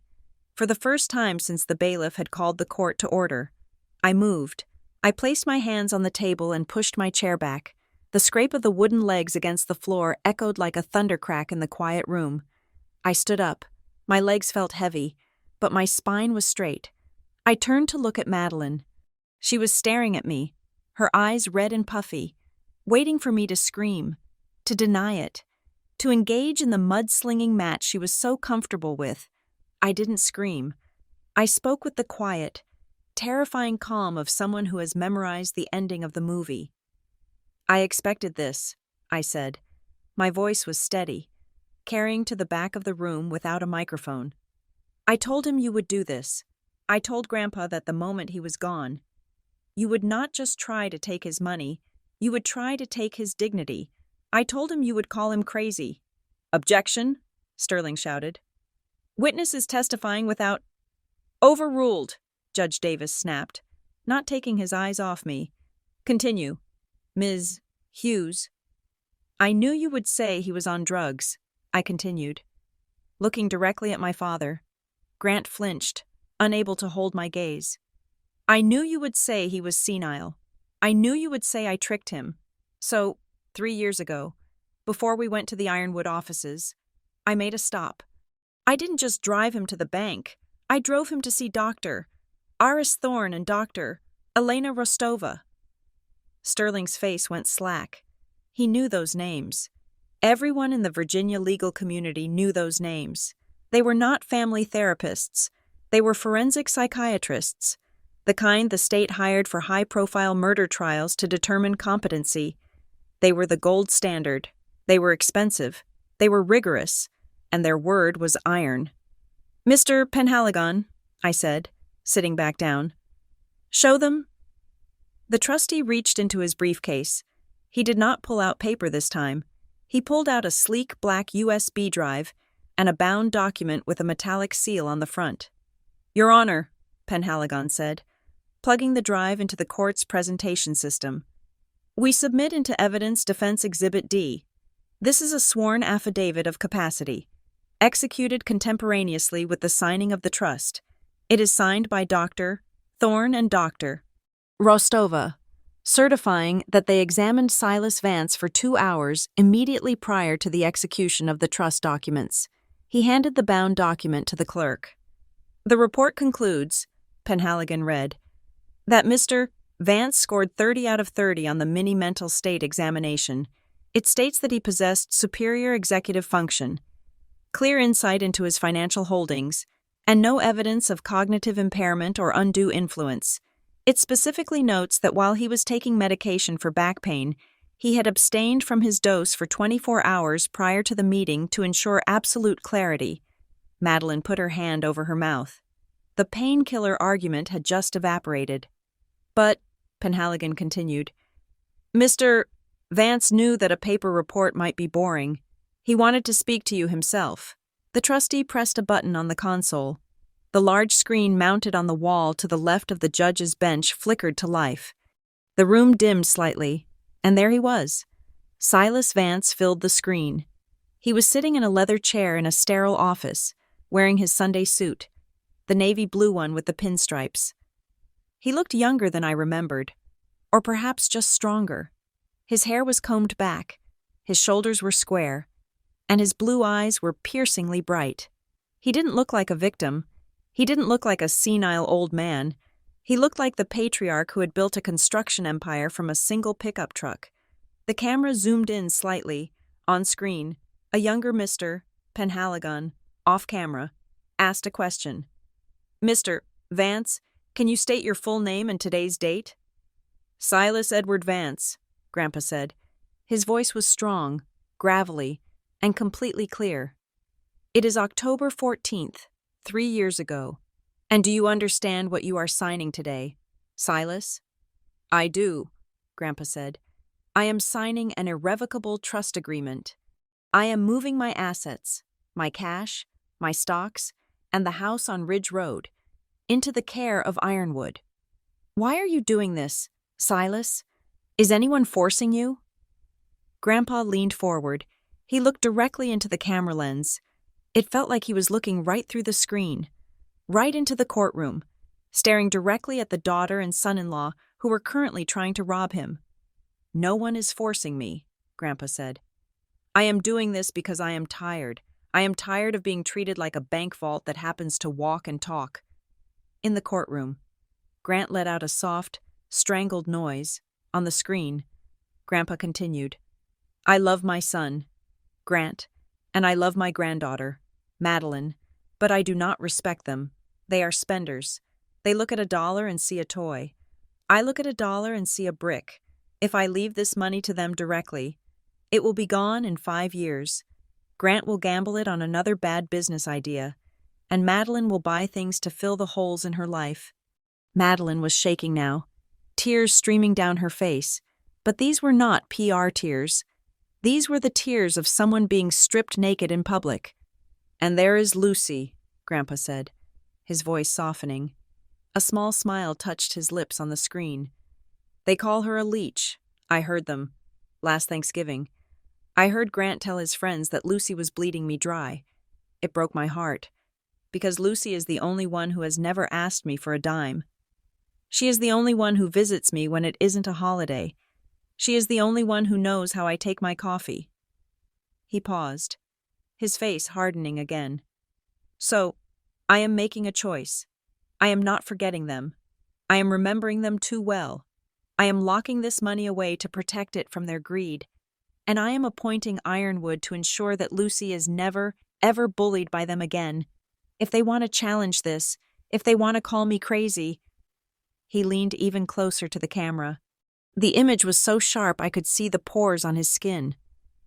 Then let this recording show that I am sound, I am sober, and I am disappointed. I am not giving this money to Lucy because she manipulated me. I am giving it to the trust because she is the only one of them who deserves to be free. The screen went black. The silence in the courtroom was absolute. It was a physical weight, pressing down on our chests, For 10 seconds, nobody moved, nobody breathed. The voice of the dead man was still echoing off the wood paneling, more powerful than any lawyer's argument could ever be. Grant was slumped in his chair, his face buried in his hands. He looked small. He looked defeated.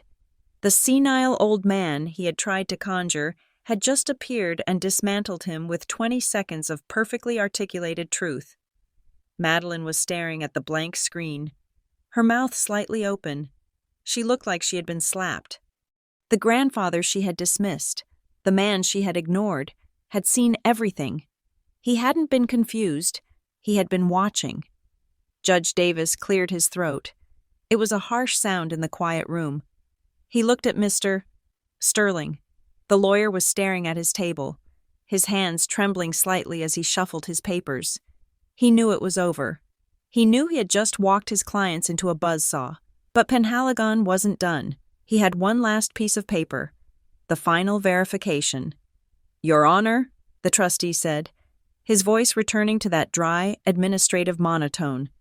"The plaintiffs have insinuated that Ms. Hughes bought this diagnosis, that she hired these doctors to fabricate a capacity report." He held up a single, rectangular slip of paper. It was a photocopy of a personal check. "This is the canceled check for the forensic evaluation. It is in the amount of $4,000. He placed it on the visualizer. The image appeared on the screen where Grandpa's face had just been. "You will note," Penhaligon said, "that the check is drawn on the personal account of Silas Vance, and the signature at the bottom matches the signature on the trust documents perfectly. Mr. Vance paid for his own capacity evaluation. He insisted on it. He told us, 'I don't want them saying Lucy paid for the doctors. I am buying my own sanity.'" The trustee looked at Grant. "He paid for the proof that would defeat you today. He bought this victory 3 years ago, with his own money." Judge Davis looked at the screen. He looked at the check.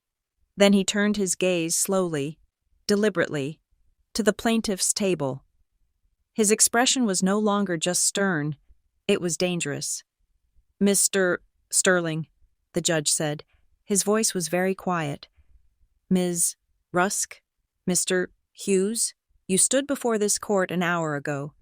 You submitted a verified emergency petition. In that petition, you swore under penalty of perjury that the decedent was incompetent. You swore he was isolated. You swore he was manipulated." The judge leaned forward, his eyes locking onto Madeline. "You just watched a video of a man who was more articulate, more self-aware, and more lucid than anyone currently sitting at your table. You heard him explicitly predict that you would make these exact false accusations." Madeline shrank back, terrified. "Perjury is a felony in the Commonwealth of Virginia," the judge said. "Filing a false instrument with the court is a crime.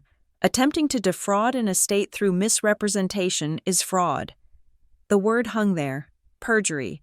It wasn't just a lost lawsuit anymore. It wasn't just about losing the $8 million. It was about handcuffs. I didn't know," Madeline stammered, her voice barely a whisper. I really thought. "You thought you could lie," Judge Davis cut her off. "You thought that because he was dead, he couldn't speak. You were wrong." He looked at Sterling. "Counselor, I suggest you advise your clients very, very carefully before you say another word, because right now, the only question in my mind is not whether to grant your motion. It is whether I should refer this entire transcript to the district attorney's office for prosecution." Sterling went pale. He stood up, but his legs looked shaky. "Your Honor, we request a recess. We need to reassess our position." "I bet you do," the judge said coldly. "But before you go, look at that screen." He pointed to the frozen image of the check. "That is the cost of the truth," the judge said. $4,000. Your clients tried to buy a lie for $8 million, and they just found out that the truth was paid for in advance." I sat there, watching them crumble. I felt a strange, cold sense of relief washing over me. It wasn't happiness. It was lighter than that. It was the feeling of a heavy pack being lifted off my shoulders after a 20-year hike. They were done. They were finished. The forensic report. The video. The check. It was a triple tap. A perfect, legal execution. Grandpa hadn't just left me money. He had left me a weapon. And he had taught me exactly how to use it. The bailiff moved toward the door. The air in the room was electric with the static of their failure. I looked at my watch. 10:45. The hearing was technically still in session. But the war was over. The only thing left now was to count the bodies. Mr. Sterling was packing his briefcase. His movements were jerky and uncoordinated. The adrenaline of the fight replaced by the frantic need to retreat. He looked like a man who wanted to be halfway to the parking lot before the judge could finish a sentence. He mumbled something about a recess, about needing to consult with his clients regarding the new information, but he was not looking at the bench. He was looking at the exit. "Not yet, Mr." Penhaligon said. The trustee had not moved. He was still standing at the clerk's desk, his hand resting on the closed laptop that had just displayed my grandfather's face. He did not look like he was finished. He looked like he was just getting to the interesting part. "Your Honor," Penhaligon said, his voice cutting through Sterling's shuffling. "The trust has addressed the validity of the instrument.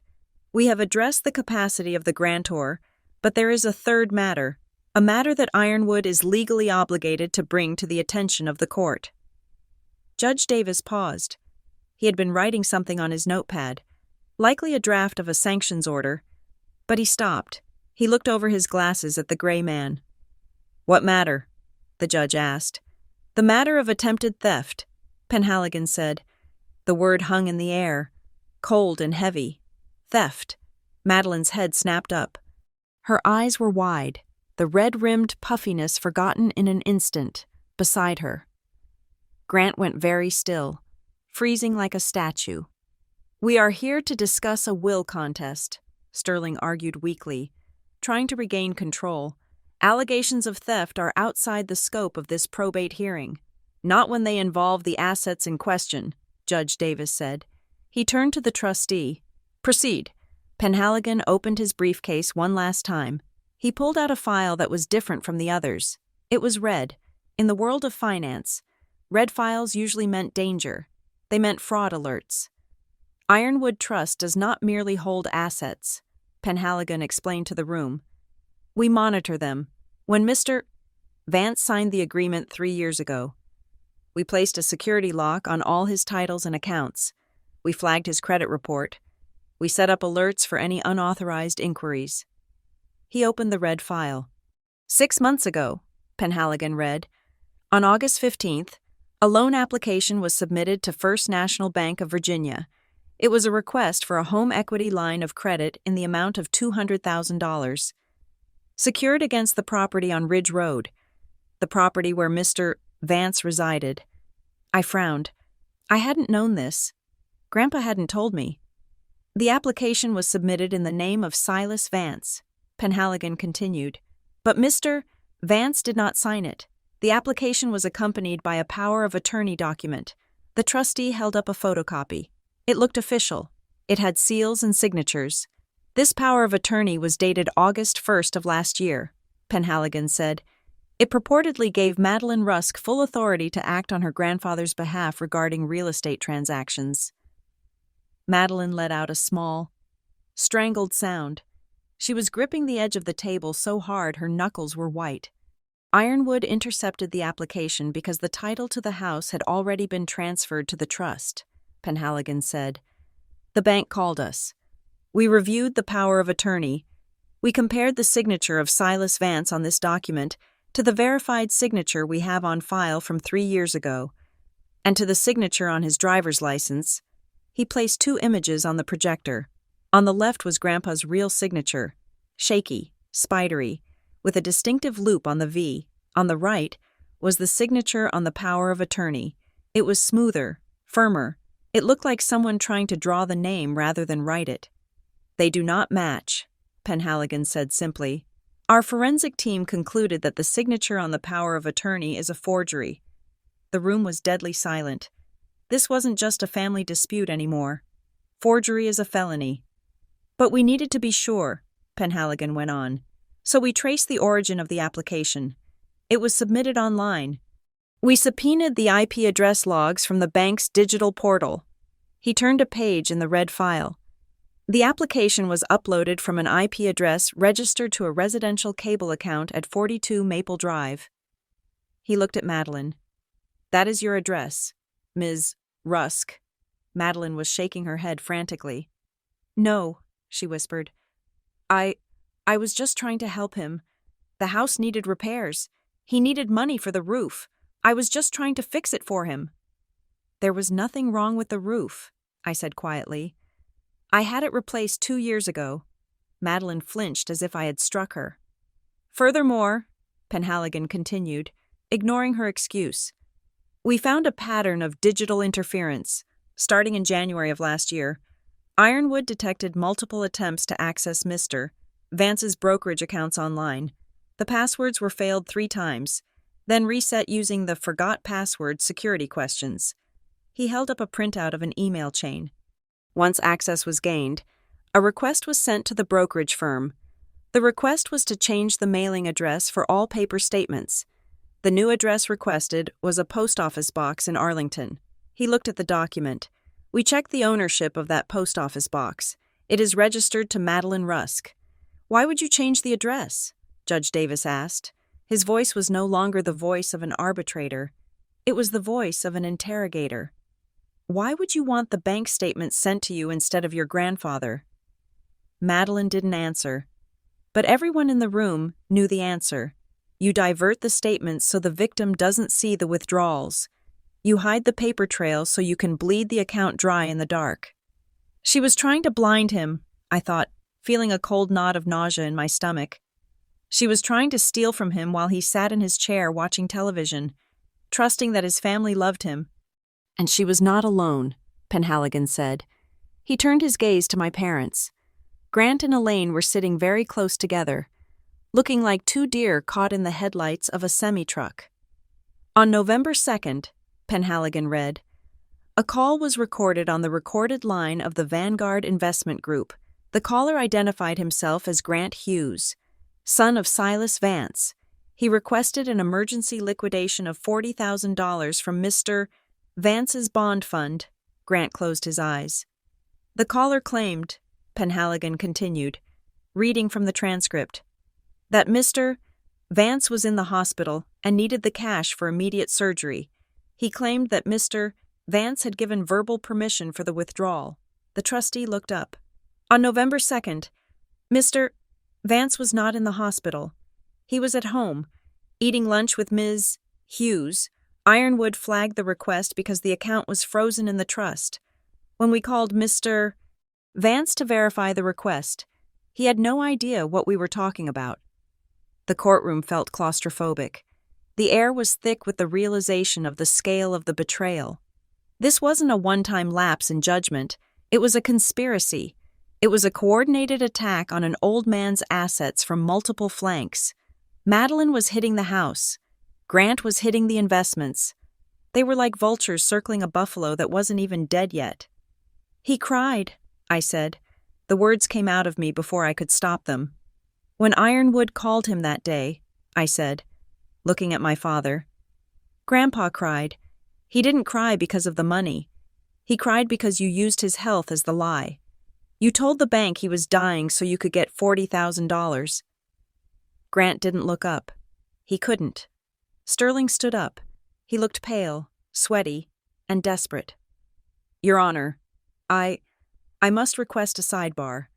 Perhaps we can discuss a settlement, a private resolution to these misunderstandings.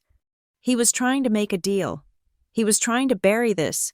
He wanted to sign away the claim to the $8 million in exchange for Ironwood keeping these red files locked away. He wanted a sealed agreement so his clients wouldn't go to jail. A private resolution? Judge Davis repeated, arching an eyebrow. Yes, Your Honor, Sterling urged. For the sake of the family, to avoid further trauma, we are willing to withdraw all claims to the estate immediately. It was a tempting offer. End the fight. Keep the money. Go home. But Mr. Penhaligon cleared his throat. "I am afraid that is not possible," the trustee said. Sterling froze. "Why not? The trust has discretion." "Ironwood Trust is a fiduciary institution," Penhaligon said, his voice hard as steel. "We are regulated by state and federal banking laws. When we discover evidence of fraud, forgery, or elder financial abuse, we do not have discretion. We have a mandatory reporting requirement." He tapped the red file. "Once we verified the forged signature on the power of attorney, and once we confirmed the fraudulent wire attempts, we were legally obligated to file suspicious activity reports with the Financial Crimes Enforcement Network. And given the amount of money involved, over $250,000 in attempted theft, we have also prepared a packet for the Commonwealth Attorney's Office." Sterling looked like he was going to be sick. There was no deal to be made. The machine was already moving. The gears of justice had caught his client's clothing, and they were being pulled in. "This is not a civil dispute anymore," Penhaligon said. "This is a crime scene." The room seemed to tilt. I looked at Madeline. She wasn't crying anymore. She was staring at me with a look of pure, unadulterated hatred. It was the look of someone who had been caught and blamed the witness rather than the crime. "You set us up," she hissed. "You let us do it." I reached into my pocket. My hand brushed against the cool glass of my phone. I didn't need to look at it. I had memorized the image, but I wanted them to see it. I wanted the judge to see the final nail. "I didn't set you up," I said. "I just stopped cleaning up your messes." I pulled out a folded piece of paper from my pocket. It wasn't an official legal document. It was a screenshot I had printed out at home. "Your Honor," I said, "they claim they were just trying to help. They claim they were sharing the burden of caring for Grandpa." I walked to the projector. Penhaligon stepped aside, allowing me to place the paper on the glass. It was a text message chain from 2 years ago. "From Madeline to Lucy. Date, February 14th, 2024. Look, I don't have time to come over and change his diapers or listen to his war stories. You're better at the nurse stuff. You just keep him alive and happy. I'll handle the paperwork and the finances. That's my strength. We can divide and conquer." The message was blown up on the huge screen. "I'll handle the paperwork. You just keep him alive." It was the smoking gun of intent. It proved that Madeline never cared about him. She viewed him as a biological problem to be managed by me, while she positioned herself to manage the loot. She wanted me to be the caretaker so she could be the executioner. "She didn't want to help him," I said, my voice shaking slightly. "She wanted to clear a path to the accounts. She wanted me busy washing his clothes so I wouldn't notice she was changing the mailing address." The judge looked at the text. He looked at the power of attorney. He looked at the phone logs. "Division of labor," Judge Davis muttered. "You care for the body. She strips the carcass." He looked at Madeline with a disgust that was visceral. "You called your sister a leech," he said. "You stood in my courtroom and called her a parasite." Madeline shrank back. "But a leech is a creature that attaches itself to a host and drains the blood," the judge said. "Ms. Hughes was putting blood back in. You and your parents, you were the ones with your teeth sinking in." The silence that followed was heavy with the weight of the truth. The gallery was staring at my family with open revulsion. The poor, grieving family mask was gone. In its place sat 3 people who had tried to rob a dying man and then tried to frame the only person who protected him. I looked at them. I expected to feel triumph. I expected to feel a surge of joy at seeing them destroyed. But I felt nothing. I just felt cold. I felt the deep, bone-weary exhaustion of someone who has spent 20 years holding up a wall that was destined to fall. I had spent my entire adult life believing their lie. I had let them call me a failure. I had let them call me a burden. I had let them call me a leech. I had internalized it. I had walked around with my head down, feeling grateful that they even acknowledged me. And all this time, while I was feeling guilty for existing. They were the ones sharpening the knives. They were the ones calculating the payout. They were the ones waiting for the heart monitor to flatline so they could cash out. I wasn't the leech. I never was. I was the host, and today, finally, I had surgically removed them. Mr. Penhaligon closed the red file. The sound was final. He didn't need to say anything else. The evidence was a mountain, and my family was buried underneath it. Does the counsel for the plaintiff have any response to the evidence of fraud? Judge Davis asked. Sterling looked at his briefcase. He looked at the door. He looked at his shoes. No, Your Honor, he whispered. I didn't think so, the judge said. The air in the room was no longer hot. It was freezing, and for the first time in my life, the cold didn't bother me. It felt clean. The judge's gavel hit the wood block with a sound that felt less like a dismissal and more like a warning shot. Court is in recess for 20 minutes, Judge Davis announced, not even looking up from the file Penhaligon had placed before him. I suggest all parties use this time to consider the gravity of the situation before we proceed to the sanctions phase. The bailiff opened the side door. I stood up, my legs feeling strangely light, as if gravity had loosened its grip on me. I walked out into the hallway, the fluorescent-lit corridor of the Bryan County Courthouse that smelled of floor wax and stale anxiety. I didn't even make it to the water fountain before they descended on me. My family did not approach me like relatives. They approached me like a swarm of bees whose hive had just been kicked over. They were frantic, buzzing with a chaotic energy that was a terrifying mix of aggression and panic. Grant reached me first. The bluster, the red-faced intimidation he had worn inside the courtroom, was gone. It had been replaced by a desperate, sweaty solicitousness that was far more repulsive. He blocked my path, his hands raised in a gesture of surrender that looked more like he was trying to catch a falling object. "Lucy," he said, breathless. "Lucy, honey, wait, we need to talk. Just us, family." I looked at him. I looked at the man who had sat in that courtroom and listened to a trustee list his crimes, and the first word out of his mouth was honey. It was a word he hadn't used since I was 12 years old. "There is nothing to talk about. Grant," I said, stepping to the side. I couldn't bring myself to call him Dad. The word felt like it would burn my tongue. He sidestepped with me, blocking me again. "Don't be like that. Look, things got heated in there. Lawyers. They make everything sound worse than it is. But we can fix this. We can stop this train before it goes off the cliff." He lowered his voice, leaning in close. I could smell the stale coffee and the fear on his breath. "Ironwood, they work for the trust, right? And the trust is for the beneficiaries.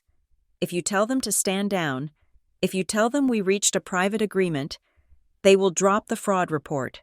We can split it, 50-50, half for you, half for us. That is fair, right? We are your flesh and blood. Lucy, you don't want to see your mother and me in handcuffs over a misunderstanding." I stared at him, genuinely fascinated by the architecture of his delusion. He was standing on the edge of a felony indictment, and he was still trying to negotiate a commission. "It wasn't a misunderstanding," I said, my voice flat. "You tried to liquidate $40,000 from a bond fund by lying that Grandpa was dying. That isn't a misunderstanding. That is wire fraud." "I needed liquidity," Grant hissed, his eyes darting around the hallway to see if anyone was listening. "The business is tight. It's always tight. You know that. I was going to pay it back. I just needed a bridge loan." "You were stealing," I said. "And I can't stop Ironwood. The report is automatic. You triggered it when you forged the signature." Elaine pushed past him, grabbing my arm. Her grip was tight, her fingernails digging into my blazer. Her face was a ruin of smeared mascara and terror. "Lucy, please," she sobbed. "You don't understand. If they freeze the accounts, if they come after us for the money, we will lose the house. We are 3 months behind on the mortgage as it is. We were counting on the inheritance to clear the arrears. If this goes to the police, the bank will foreclose. We will be on the street. Your own parents." She wailed the last part, trying to summon the guilt that had worked so well on me for 20 years. She was pulling the filial duty lever, hoping the machine still worked. I looked down at her hand clutching my sleeve. I remembered the years I spent eating instant noodles so I could send them checks to help with the bills. I remembered the second job I worked at the warehouse, lifting boxes until my back spasmed, just so they wouldn't lose their country club membership. The house? I asked softly. Yes, our home, Elaine cried. Where you grew up. Whose name is on the deed? Mom? I asked. She froze. The sobbing stopped instantly, replaced by a deer-in-headlights stare. What? She whispered. The deed, I repeated. Grant's construction company went bankrupt 20 years ago. You filed Chapter 7. You had to liquidate assets. You couldn't hold title to real estate for 7 years. So who bought the house back from the bank? She didn't answer. She couldn't. Grandpa did, I said. Grandpa bought the house so you wouldn't be homeless. He put it in his name. He let you live there rent-free for 2 decades. And 3 years ago, when he signed the trust, that house moved into the trust. I leaned in, my voice dropping to a whisper.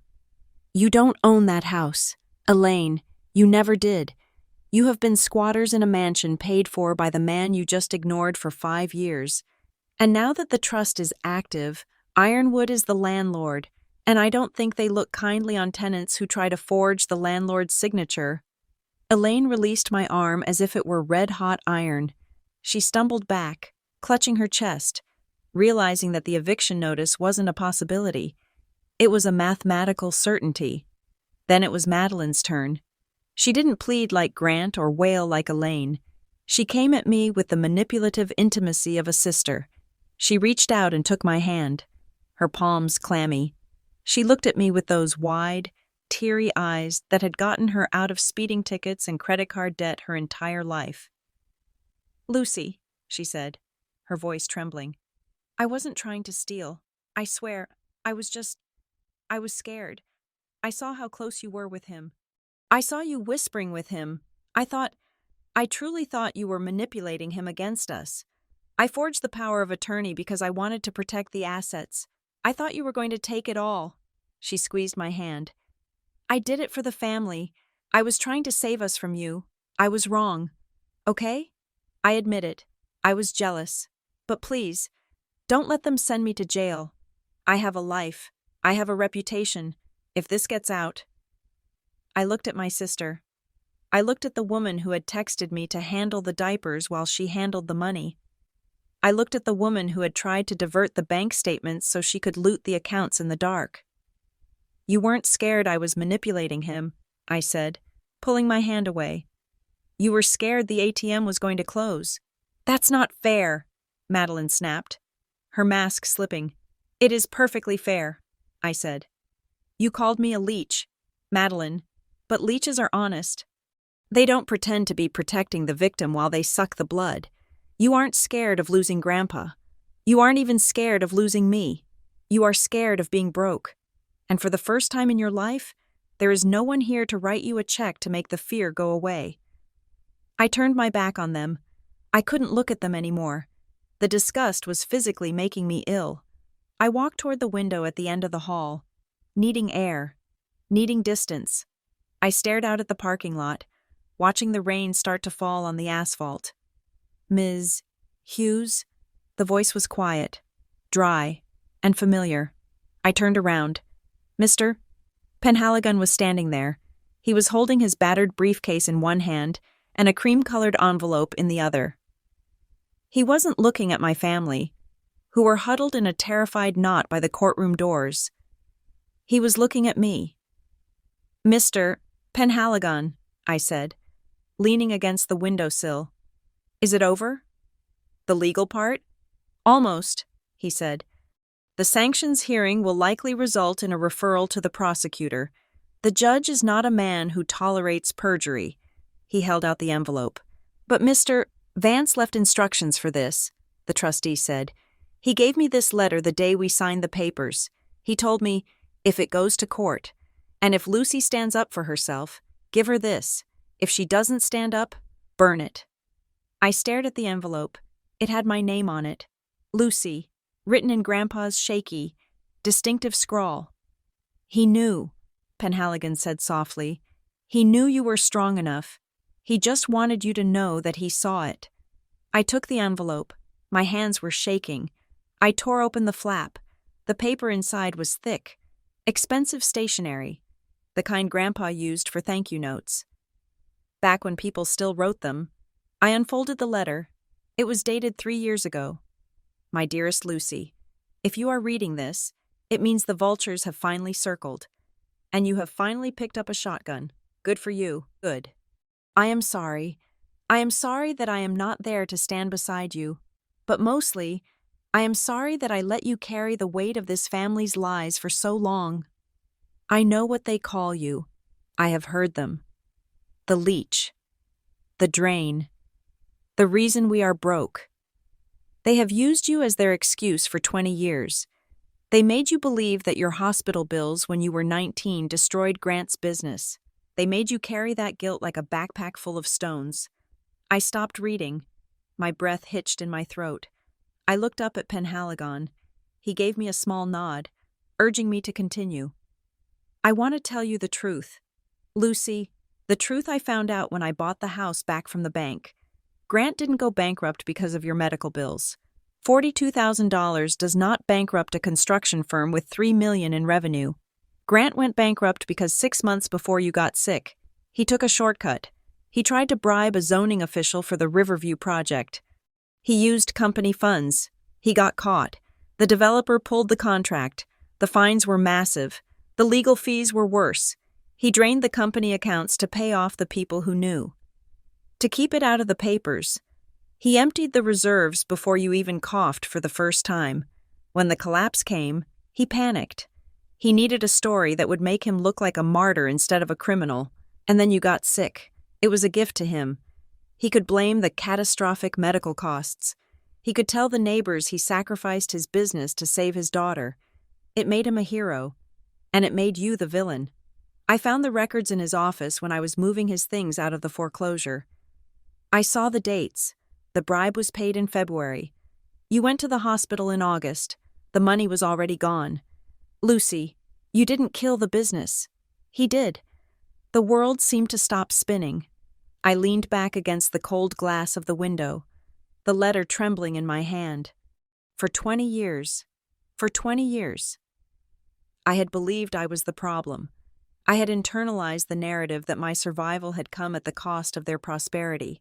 I had let them treat me like a servant, a debtor, a burden, because I thought I owed them my life. And it was all a lie.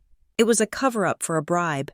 It was a story Grant concocted to hide his own corruption. He had looked at his 19-year-old daughter, fighting for her life in an ICU bed, and thought, I can use this. He had monetized my near-death experience to save his own ego. I looked down the hall. Grant was still whispering to Elaine, his hands waving in that frantic, bullying way of his. He looked so small now. He wasn't a titan of industry brought low by tragedy. He was just a petty crook who had conned his own child. A strange sound escaped my throat. It wasn't a sob. It was a laugh. It was a short, sharp laugh of absolute disbelief. The guilt that I had carried for 2 decades, the heavy, suffocating blanket of debt, didn't just lift, it incinerated. It burned away in the heat of the truth, leaving nothing behind but clarity. I looked at the letter again. There was one last paragraph. I didn't tell you while I was alive because I knew you would try to fix it. You would try to forgive him. You are too kind. Lucy, you would have tried to help him hide it again. But now, if they are suing you, if they are attacking you, you don't need to be kind. You need to be free. The money in the trust is yours. Not because you are my granddaughter, but because you are the only one of us who knows the value of $1 and the value of a promise. Don't give them a cent. They have taken enough. Love, Grandpa. I folded the letter. I put it carefully into my inside blazer pocket. Right next to my heart, I stood up straight. I smoothed the front of my jacket. I checked my watch. It was time. I walked down the hall. My footsteps were steady, echoing on the tile. Grant saw me coming.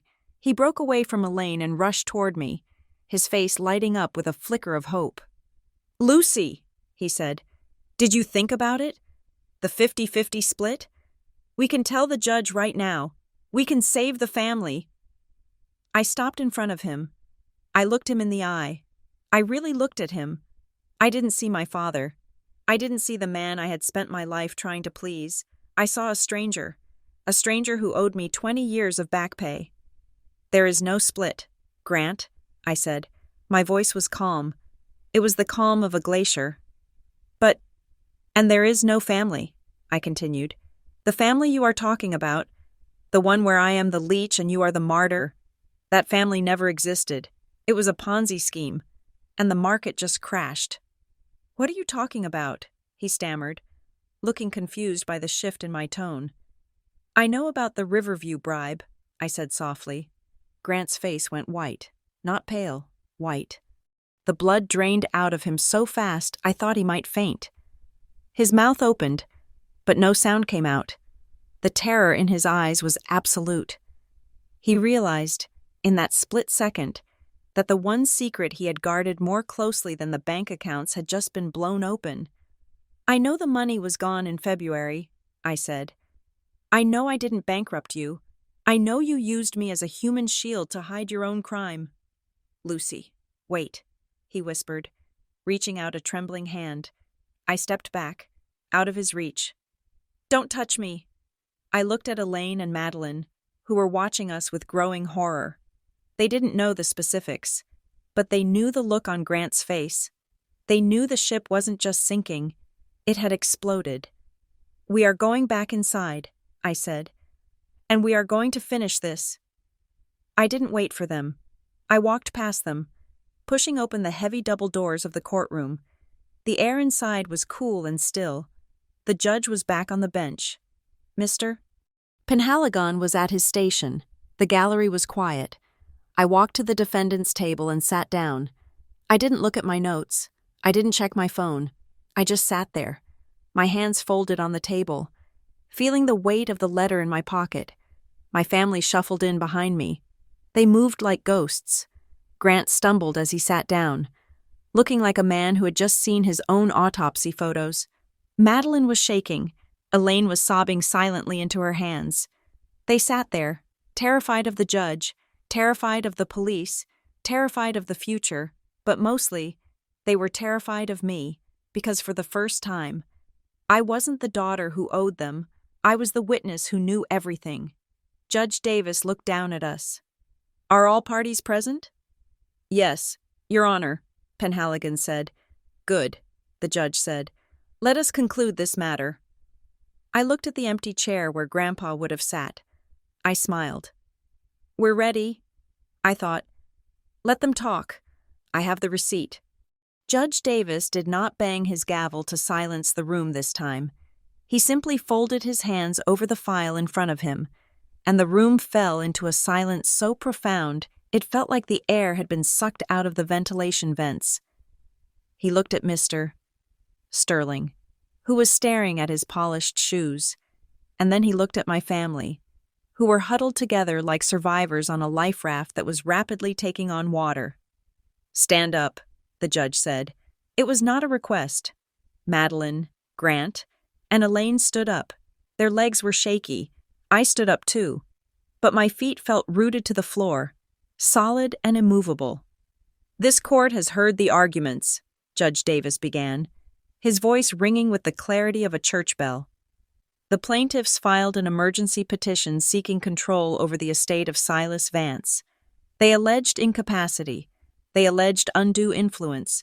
They alleged that the decedent was not of sound mind. He picked up the blue-backed trust document. By filing these pleadings, and by stating on the record that the trust was invalid due to the grantor's mental state, the plaintiffs have triggered Article 7, Section 3 of the Silas Vance Irrevocable Trust Agreement.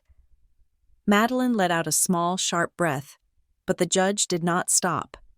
The no contest clause is valid, he declared. It is enforceable, and it has been activated. Therefore, it is the ruling of this court that Madeline Rusk has forfeited any and all rights as a beneficiary of this trust. She is deemed to have predeceased the grantor. Her interest in the estate is 0. Madeline's knees buckled. She grabbed the edge of the table to keep from sliding to the floor. 0. $8 million had just turned into smoke because she couldn't keep her greed in check. Furthermore, the judge continued, shifting his gaze to Grant, the court denies the emergency petition for control. The assets are, and shall remain, under the sole management of Ironwood Trust and Fiduciary. There will be no distribution to the plaintiffs. There will be no negotiation. Grant closed his eyes. I saw his shoulders slump, the crushing weight of his debts likely crashing down on him in that instant. However, Judge Davis said, and his tone dropped to something colder, darker. This court is not finished. We are moving beyond the civil disposition of assets. Mr. Sterling looked up, alarmed. Your Honor? The plaintiffs came into this courtroom with unclean hands, the judge said. You presented a narrative that was demonstrably false. You accused the respondent of isolation tactics that were, in fact, proven to be your own abandonment. That is bad faith litigation. But what concerns me more is the evidence presented by the trustee regarding the events preceding Mr. Vance's death. The judge held up the red file, the one containing the forged power of attorney and the fraudulent loan application. The evidence suggests a pattern of behavior that crosses the line from aggressive litigation into criminal conduct, Judge Davis stated. Forgery of a legal instrument, attempted wire fraud, identity theft involving the rerouting of financial statements, these are not matters for a probate court. He turned to the bailiff. I am directing the clerk to seal the transcript of today's proceedings and forward a certified copy, along with the exhibits provided by Ironwood Trust. To the Commonwealth's attorney for immediate review, I am also ordering a referral to the Financial Crimes Division for an investigation into the attempted liquidation of the bond fund. No, Elaine wailed. It was a raw, primal sound. Please, we didn't get the money. We didn't take anything.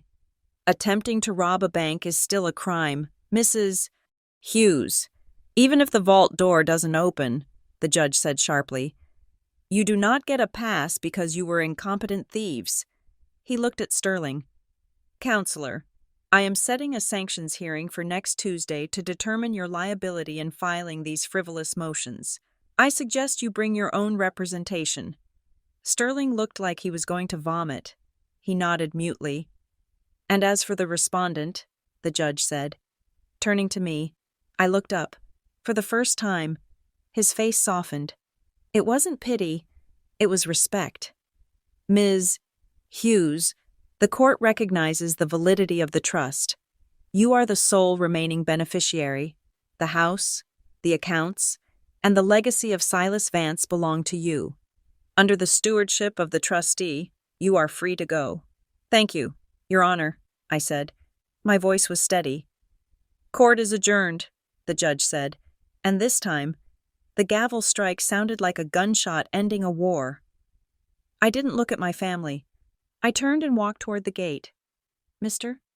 Penhaligon was packing his briefcase. He gave me a brief, professional nod. I will be in touch, Ms. Hughes, he said. We have paperwork to sign, but the hard part is done. Thank you. Arthur, I said. I walked out of the courtroom. The double doors swung shut behind me, muffling the sound of Elaine's sobbing and Grant's frantic whispering to his lawyer. I walked down the long corridor, past the rows of wooden benches, past the security checkpoint, and out into the bright, blinding afternoon sun of Virginia. The air tasted sweet. It tasted like rain and asphalt and freedom. I made it halfway to my car before I heard running footsteps behind me. Lucy! Lucy! Stop! It was Grant. Of course it was Grant. He was a man who didn't know when the casino was closed. He ran up to me, panting, his tie crooked, sweat beading on his forehead. I stopped and turned around. I didn't lean against my car. I stood straight, feet shoulder-width apart, holding my ground. What do you want, Grant? I asked. You can't let them do this, he gasped, grabbing at the air in front of me. The police? The Commonwealth attorney? Lucy, that is prison time. That is a felony record. You can't let them do that to your own parents. I'm not doing anything, I said. The judge is doing it. Ironwood is doing it. You did it to yourselves when you signed a name that wasn't yours." "We were desperate," Grant cried. "The business, the loans. I told you, I owe people money, dangerous people. If I don't pay them, Lucy, you have to help me. You have the money now. You have $8 million. You can write a check, just a small loan, only $200,000. I will pay you back." I looked at him. I looked at the panic in his eyes. And then I remembered the letter in my pocket. I remembered the Riverview bribe. I remembered the 20 years he had let me believe I was the reason he was broke. "You say I owe you," I said. "You have been saying that since I was 19. You said my hospital bills ruined you." "They did," Grant insisted, falling back on the old lie like a comfortable blanket. "We sacrificed everything for you. We went bankrupt saving your life. You owe us this." I laughed. It was a cold, dry sound. "I know about Riverview. Grant," I said. He froze. His mouth snapped shut. The color drained from his face so completely, he looked like a corpse. "I know you emptied the accounts in February to pay the bribe," I said, stepping closer to him. "I know the money was gone 6 months before I got sick. I know you used my illness as a cover story to hide your crime. You didn't sacrifice for me. You used me as a prop." He stared at me, his eyes wide with terror. He realized that his leverage was gone. The guilt he had cultivated, the debt he had manufactured, it had all evaporated. "I don't owe you a penny," I said, "and I certainly don't owe you a bailout." I checked my watch. "It is 2:00, I said.